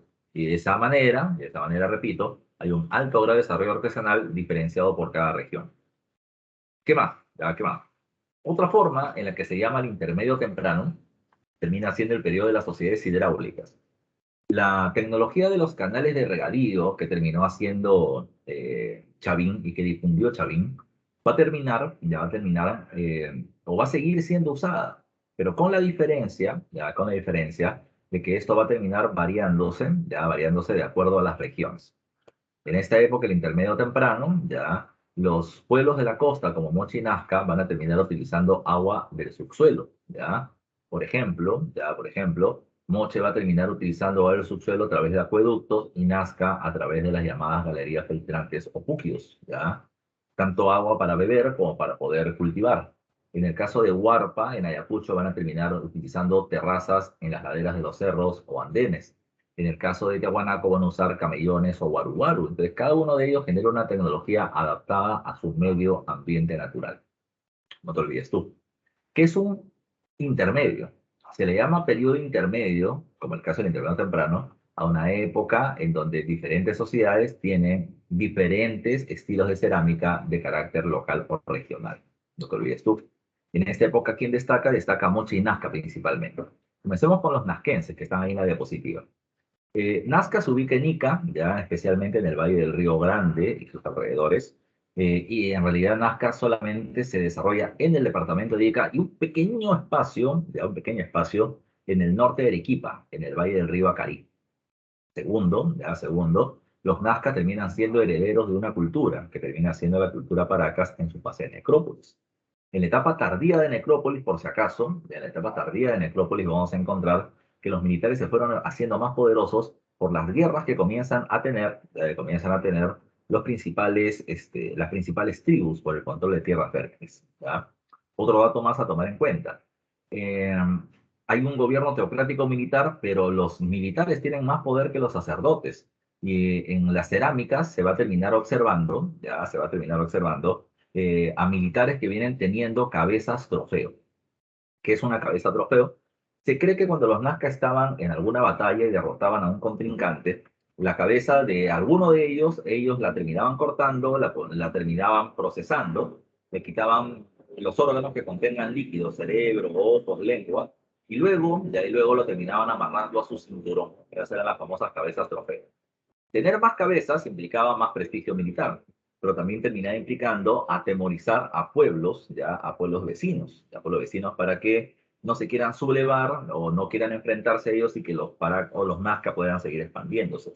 Pero la otra característica ligada a Nazca es que estas cabezas trofeo eran entregadas a los sacerdotes y los sacerdotes la entregaban en ofrenda ya a sus dioses. Sobre todo uno de ellos llamado como el dios Con, que lo puedes observar en la parte inferior derecha de la diapositiva. ¿Ya?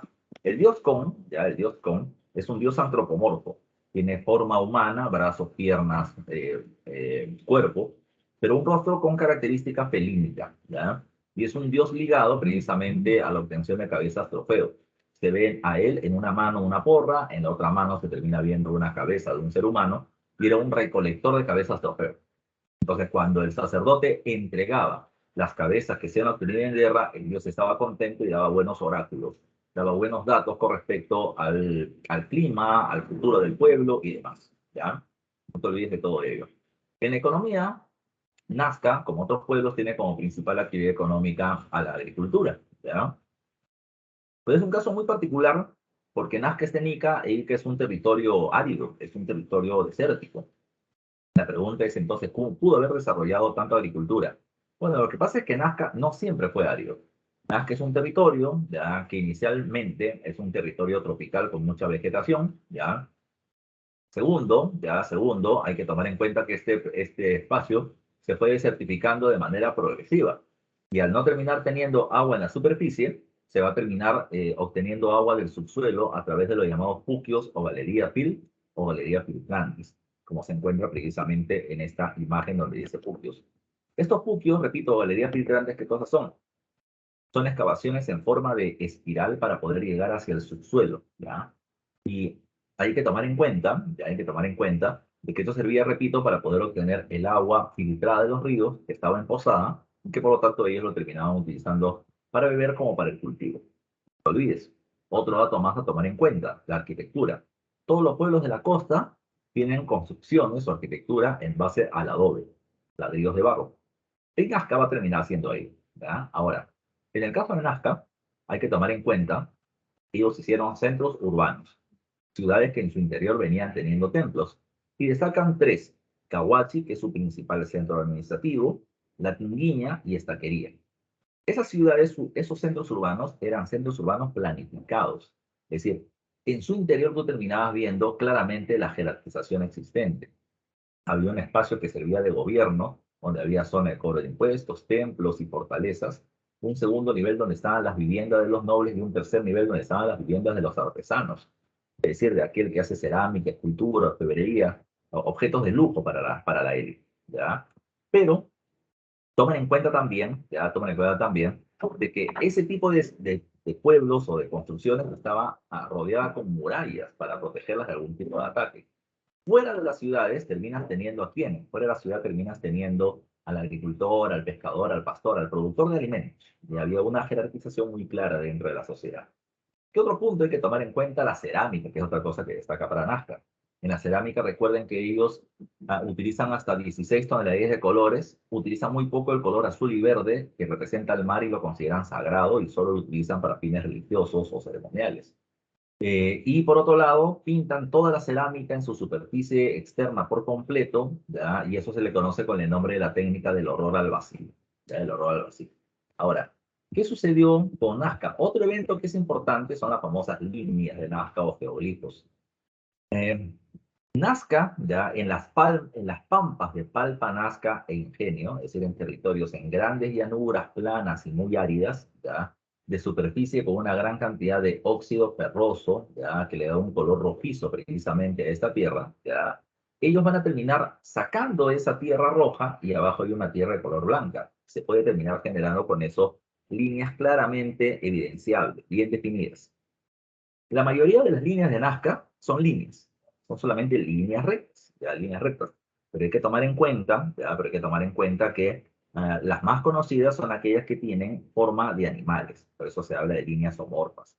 La descubre Toribio Mejía Gespe, quien decía, o quien llegó a la conclusión por lo que le decían los pueblos, que cada una de esas imágenes en realidad, que en realidad no se podían ver desde la superficie, eran imágenes de animales, que eran los tokens o los animales sagrados de cada tribu de la zona de Nazca y que en fechas específicas la gente terminaba caminando en ceremonias, en procesiones alrededor de ellas, ¿ya?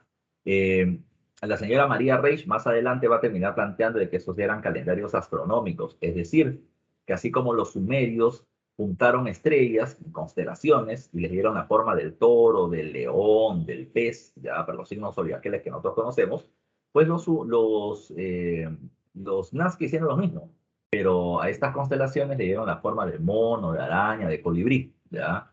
Repito, eso es lo que hay que tomar en cuenta para ellos. Ahora, recuerden que ella decía esto servía para poder identificar alteraciones en el clima, ¿ya? Lluvias, sequías, etcétera, ¿ya? Etcétera. Eso es lo que ella terminaba planteando. En la actualidad se conoce que las líneas, las que tienen forma de línea recta nada más, sirven para identificar dónde está el agua subterránea y que el conjunto de imágenes, ya de forma humana, de Paracas y de forma animal de Nazca, terminaban siendo una suerte de camino que los guiaba para poder llegar hacia Cahuachi, de la capital nazquense. El siguiente pueblo que debe tomar en cuenta es Moche.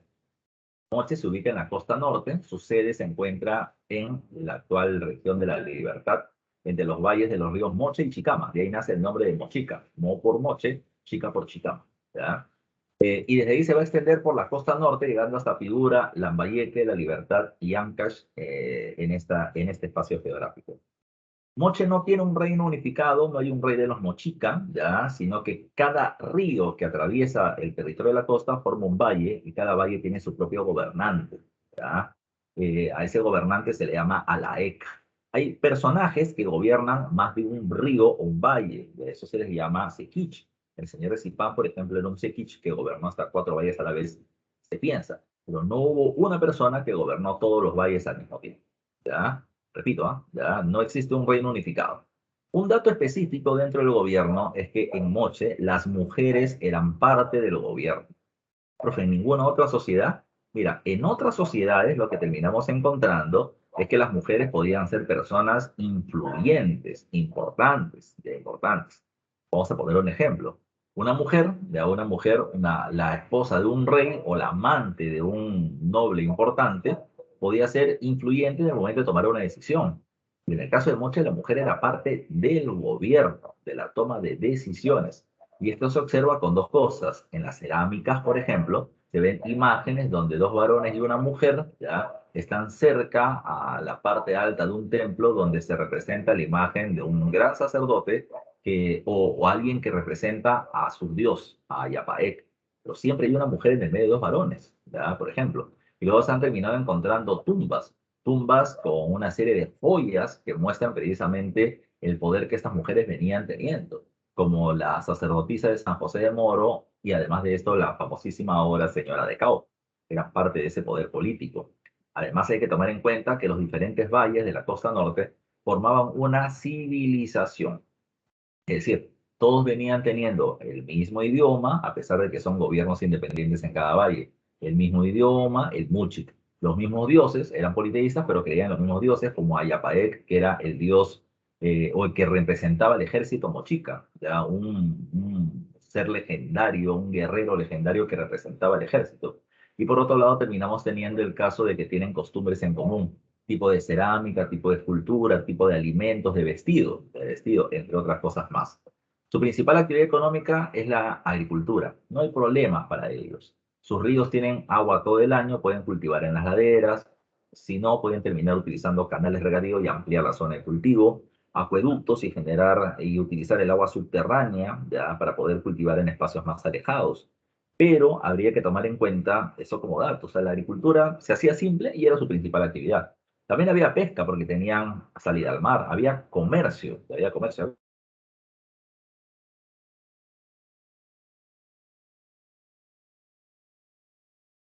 Recuerda que Mochica también destaca en la arquitectura, material el adobe porque están en la costa. Hacen ciudades con templos en su interior, centros urbanos y ceremoniales a la vez. Está la Huaca del Sol y la Huaca de la Luna en el Valle de Moche y en la Huaca de la Luna una inmensa cantidad de iconografía, una gran cantidad de esculturas o murales con imágenes del dios Ayapaec, con imágenes de sacrificios humanos, entre otras más, ¿ya? En el complejo del grupo tienes la Huaca del Grupo, ¿ya? La Huaca del Grupo con imágenes de sacrificios humanos o la danza de la muerte, y en la Huaca de Cao Viejo se encuentra la señora de Cao, ya la señora de Cao.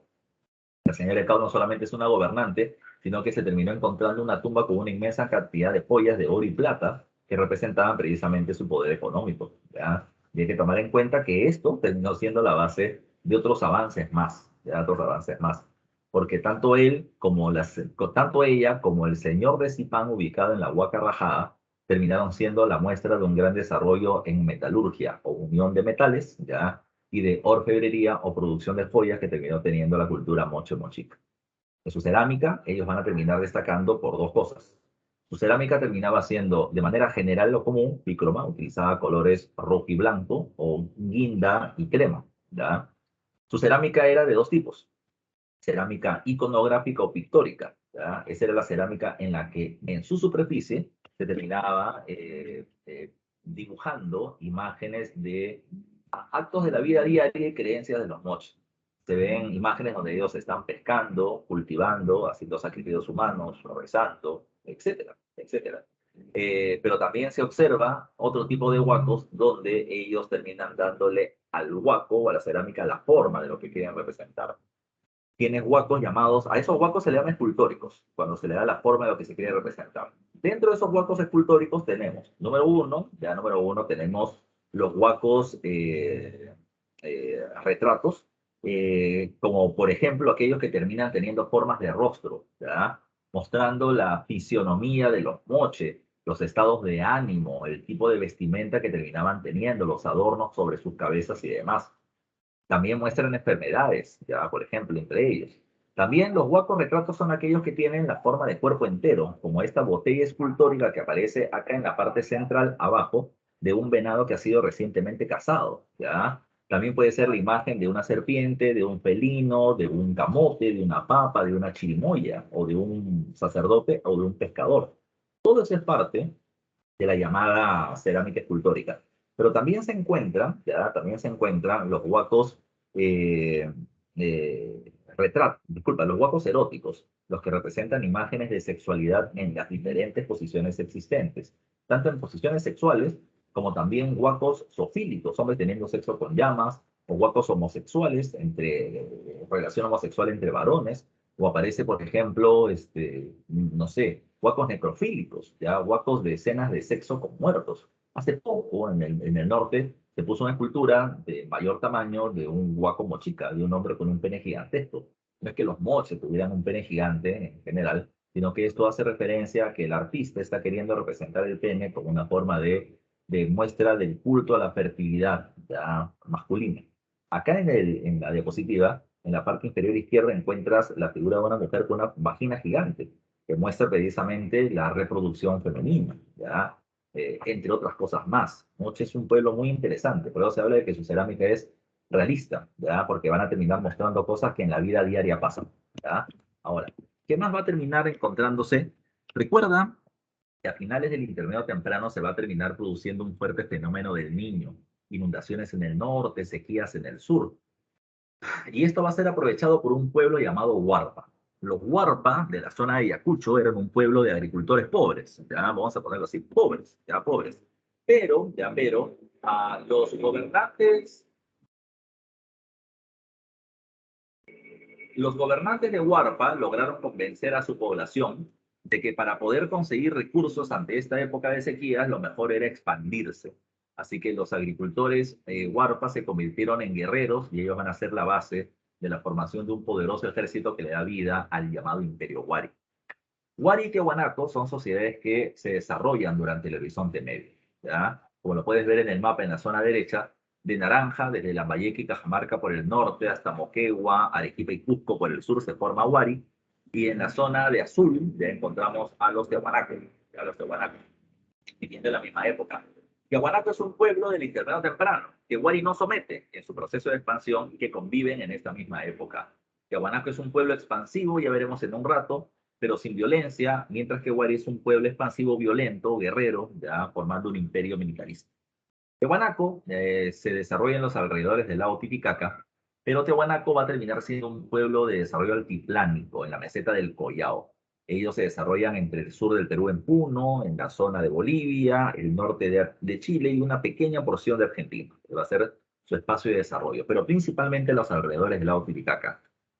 Altura, 3.700 metros sobre el nivel del mar, muy elevado, ya, muy elevado, ya. Pero el lago Titicaca era importante porque servía para poder tener agua, para desarrollar pesca, ya, para poder cultivar en los alrededores del lago Titicaca y vivir alrededor del lago, donde las temperaturas en la noche pueden ser muy frías, pero el vapor que el lago Titicaca emana va a terminar permitiendo de que el clima sea un poco más templado.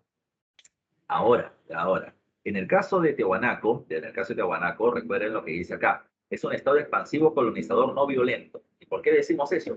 Porque a diferencia de Wari, no utilizan la violencia para poder tener influencia en otras regiones. ¿Cómo así? Te explico. Su principal actividad económica no es la agricultura, a diferencia de Chalí, Moche, Nazca u otros pueblos. Es la ganadería de camélidos, de llamas y alpacas. ¿Ah? Crece el lichu, un pasto salvaje, casi pajoso, que se adapta a ese territorio y que es la base de la alimentación de los auquenis, de los camellos. Pero hay que tomar en cuenta que la agricultura es otra actividad que se realiza, aunque el clima la limita. Ellos van a terminar haciendo canales, es decir, le van a sacar bracitos a las aguas del lago Titicaca, pero para que el frío no congele el agua del canal, ellos van a terminar poniendo montículos de tierra a sus lados para que las corrientes de frío no choquen con el agua del canal y no lo congelen, ¿ya? Aparte, los canales, como son agua y el agua como elemento químico absorbe el calor del día y lo emana por la noche, esto va a terminar sirviendo para poder evaporar las pequeñas partículas de hielo o heladas que se puede terminar produciendo y que puede afectar los campos de cultivo. Gracias a esto, ya, estos montículos de tierra al lado de los canales se les conoce con el nombre de camellones o waru y permiten un incremento de zonas de producción agrícola. Los camellones o waru permiten un incremento de la producción agraria nativa. Es decir, si en una región se produce oyuco, ahora se produce más oyuco porque tienes más espacio de cultivo. Pero si yo quiero obtener algodón, si yo quiero de la costa, ají charapita de la selva, hoja de coque de la selva o mote de la sierra, pues no lo puedo producir en mi territorio porque no es su entorno natural. ¿Qué es lo que debo hacer entonces? Dos alternativas. Trueque, comercio de producto por otro, o la otra era lo que Tiahuanaco desarrolló, llamado como el control vertical de pedidos ecológicos. Tiahuanaco, sin violencia, terminó teniendo tierras de cultivo en otras regiones, a otras alturas. Por eso el nombre de control vertical, de arriba a abajo, ¿ya? De diferentes pisos ecológicos o diferentes regiones. ¿Cómo lo logra? Hay dos posibilidades. Uno, Tiahuanaco logró convencer a los pueblos de otras regiones de intercambiar terreno. Tú me das un pedazo de chacra en tu región para cultivar y yo te doy un pedazo de chacra en la mía para que puedas cultivar lo mismo. Yo cultivaré algodón en tu territorio y tú cultivarás oyuco en el mío. Esa es una muestra. La otra muestra termina siendo ¿cuál? Ya termina siendo el caso de el intercambio por cuestión de religión. Tiahuanaco es un pueblo que difunde el culto al dios de los báculos, al dios de las varas, a Huiracocha. Entonces Tiahuanaco, al parecer, lo que hacía era lo siguiente. Le decía a los pueblos, ya le decía a los pueblos, mira, mi Dios te puede ayudar con la agricultura y a cambio mi Dios pide una ofrenda de un pedazo de terreno. Pero no te preocupes, tú me das la tierra y yo la voy a cultivar.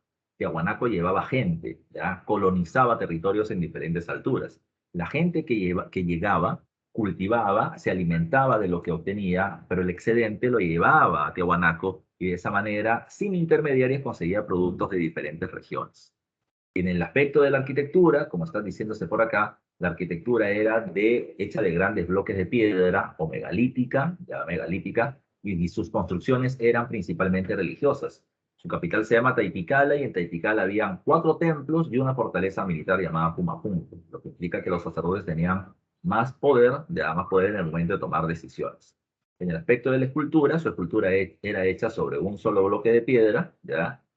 ¿Ya? Y tomen en cuenta que esa escultura monolítica destaca por dos cosas: el Intipunco o portada del sol en la puerta de entrada al templo de Calasasaya, y por otro lado terminas teniendo los monolitos con figuras de sacerdotes como el monolito de Bennett, el monolito de Ponce, el monolito de Sanguinete, entre otros más. ¿Ya?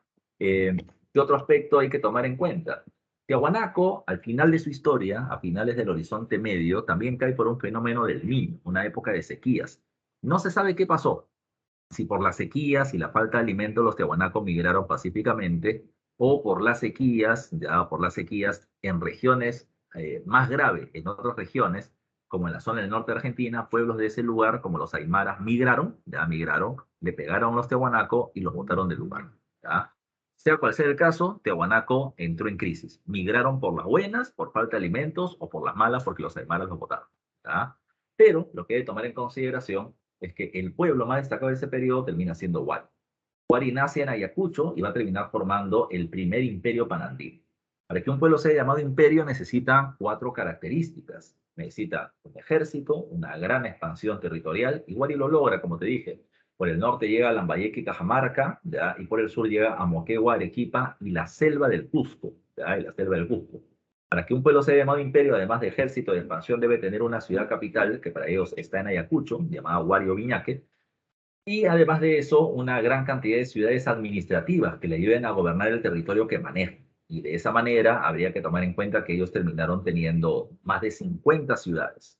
Huari destaca precisamente por el desarrollo del urbanismo o la revolución urbana, la multiplicación de centros urbanos que terminó utilizándose, tomando como ejemplo a la cultura nazca, porque hay que tomar en cuenta también ese dato, ¿no? Además del urbanismo, Nazca o Huari va a destacar porque proviene de la influencia de 3 pueblos. El pueblo Huarpa termina siendo la base.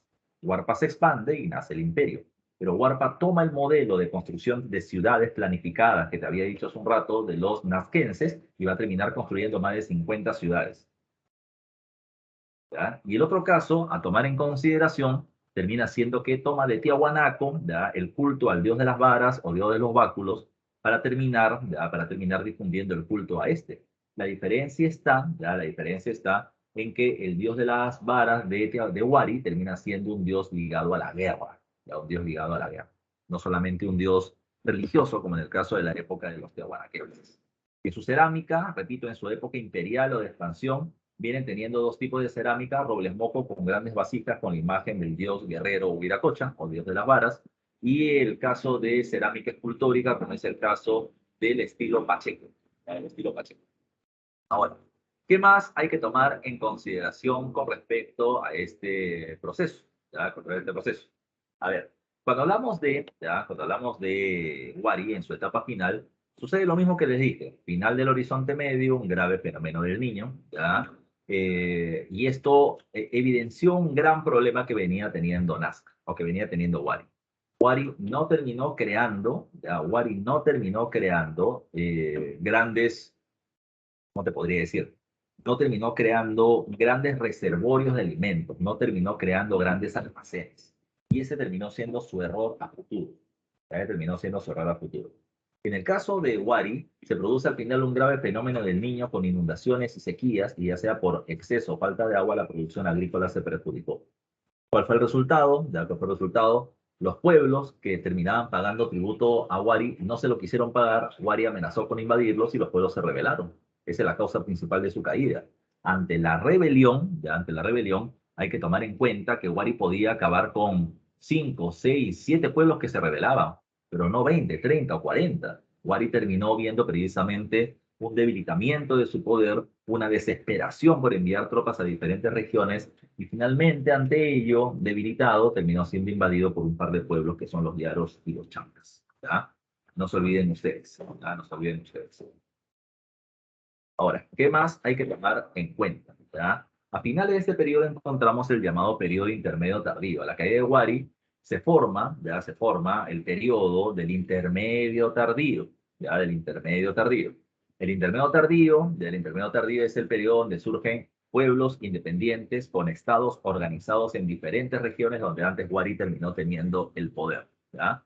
No te olvides tú, ya no te olvides tú. ¿Qué pueblos destacan? Ahí los puedes ver en el mapa, a pueblos con diferentes numeritos, ¿ya? Encontramos a los diferentes reinos aymaras de la zona del altiplano donde antes estuvo Tiahuanaco. El pueblo más destacado es el pueblo de los Collas, ¿ya? Que somete a pueblos como los Lupacas, los Pacajes, los Canas, los Canchis, los Uros. Su principal actividad económica, la ganadería, ¿ya? La ganadería. Desarrollan agricultura con los camellones, tienen el control vertical de pisos ecológicos y destacan porque las tumbas de sus gobernantes son unas torres llamadas con el nombre de chulpas. ¿Ya?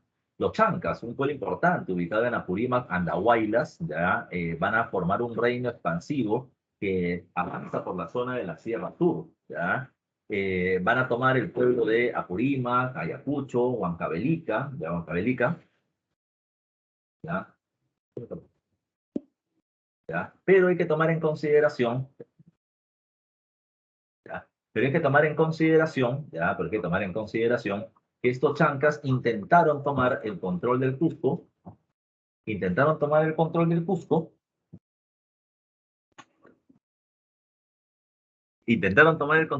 pero van a ser vencidos por parte de ellos, por parte del Inca Pachacute, y a partir de ese momento la expansión de los incas como un poderoso imperio.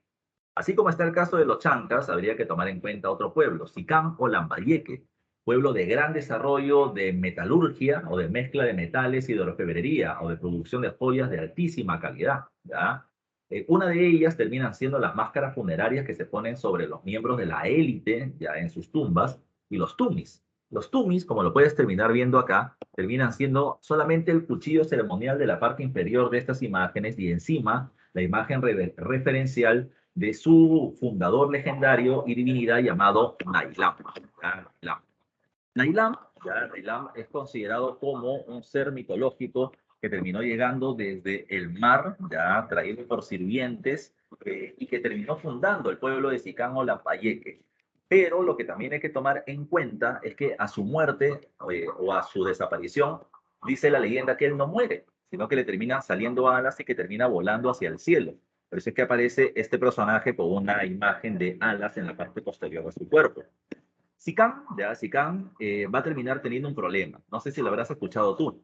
Así como existe el fenómeno del niño, que en el norte genera inundaciones, existe otra cosa llamada fenómeno de la niña, que en el sur genera sequías. Y precisamente las fuertes sequías harán de que Sicán o Lambayeque entre en decadencia y un pueblo de la zona de la libertad llamado Chimú se expande y lo someta. Chimú, nace en la libertad y producto de esta crisis de sequías en todo el norte de la costa peruana, Chimú se va a terminar expandiendo, formando un imperio costeño que abarcaba desde Piura, Lambayeque, Tumbes, La Libertad, Ancash y hasta el norte de Lima. Hasta el norte de Lima. Un imperio costeño poderosísimo. Si es un imperio, tiene una gran expansión que ya te acabo de mencionar, una capital que es Chancán, y además de eso viene teniendo a una gran cantidad de ciudades administrativas, como les pongo ahí, como Cabeza de Vaca, Galindo, Farfán, Pacarnabú, Huacalbrufo, entre otras, ya entre otras. ¿Qué pasó? Se somete a varios pueblos como a los Icán, cuyos orfebres y metalurgistas de gran calidad se van a terminar convirtiendo en mano de obra calificada favorable a Chimú. ¿Ya? Lamentablemente para Chimú, en su proceso de expansión territorial desde la costa norte hacia la costa sur, van a terminar encontrándose con otro pueblo que va creciendo de sur a norte, y ese pueblo terminan siendo los incas. Los incas someten a Chimú no con una guerra violenta, los incas someten a Chimú tomando primero el control de la sierra, bloqueando el control de los canales de irrigación o la llegada de los ríos hacia la costa, perjudicando su producción agrícola. Los alimentos se debilitan, la producción agrícola baja, ya la producción agrícola baja, y hay que tomar en cuenta ante eso que la gente de Chimú deja de confiar en sus gobernantes, debilitando precisamente su autoridad. Y a eso tienes que sumarle un segundo elemento. El segundo elemento está de que ante este debilitamiento los incas llegan ante el pueblo de los Chimú, les dicen que los van a ayudar, desbloquean los canales o la llegada de los ríos y la producción agrícola crece nuevamente. La gente confía en los incas y los incas sin violencia, sin una violencia mayor, someten a los Chimú. Finalmente está un pueblo que es el pueblo de los Chincha. Los Chincha de Ica van a ser un pueblo en la que la mayoría de la población se dedica a la agricultura, pero la actividad económica más importante va a terminar siendo va a terminar siendo el comercio. ¿Ya? No te olvides tú. Su principal actividad económica va a terminar siendo el comercio. Chincha tiene un tipo de comercio llamado comercio triangular. ¿Ya? ¿Y por qué se le llama así? Lo puedes ver en el mapa. Chincha va a tener un comercio marítimo, ¿ya? Que avanza por Ishma en Lima, Chimú en la costa norte y va a llegar hasta la isla de Puna en el Golfo de Guayaquil en el Ecuador. ¿Ya? Por mar llegan hacia estos territorios. ¿Y por qué van hasta el Ecuador? Porque ahí encuentran el espóndilus, una concha de abanico que terminaba siendo considerada sagrada como ofrendas para los dioses, y hay que considerar de que esto lo terminaban llevando hacia lugares alejados de la zona de la sierra. ¿Ya? A la zona de la sierra centro y sur y hasta el altiplano, ellos terminaban llegando por tierra. ¿Ya? El comercio terrestre les permitía llevar estos productos exclusivos como el espóndilus y obtener de esa región productos como el cobre y el charqui. ¿Ya? Chincha era un pueblo, repito, de comercio, ya de comercio a grandes distancias, de productos muy exclusivos, y ese terminaba siendo la base de su poder. Chincha, la Chincha, no va a terminar cayendo de manera violenta producto de la expansión de los incas. Al contrario, los chinchas y los incas van a hacer una alianza. Los incas le dicen a los chinchas, bueno, te voy a someter, y los chinchas dicen, sométeme, no hay ningún problema. Pero a la región donde tú llegues, ya, a la región donde tú llegues, yo te voy a ayudar, ya te voy a ayudar. A ver, yo te voy a ayudar, ya yo te voy a ayudar a que sometas a estos pueblos, pero a cambio, ya, pero a cambio déjame vender productos en ese territorio. Y producto de ello hacen una alianza. Los chinchas quisieron darle regalos a los chinchas como parte de su alianza, y los chinchas le dijeron, no me des los regalos porque son de baja calidad, yo tengo mejores productos que los tuyos. Y eso es lo que los hace muy conocidos. Pues bueno, tomando en cuenta eso, muchachos, con esto hemos acabado la clase de hoy, ¿ya? La siguiente semana vamos a hacer nuevamente Historia Universal. Tenemos que hablar de varios temas. Tenemos que hablar de Grecia, Roma y de parte de la Edad Media. Así que vengan, por favor, repasando y estudiando. Acá nos vamos a quedar. Un gran abrazo a todos, muchachos. Buenas tardes. Cuídense. Profesor, solamente que sirve para tomar captura, una parte que me faltó. ¿En cuál de las diapositivas? La anterior de esa. ¿Ahí está? Sí, nada más. Ya, perfecto. Muchas gracias, profesor. Nos vemos, cuídate. Chao, chao, Mara. Un abrazo a todos. Cuídense, muchachos. Chao, chao.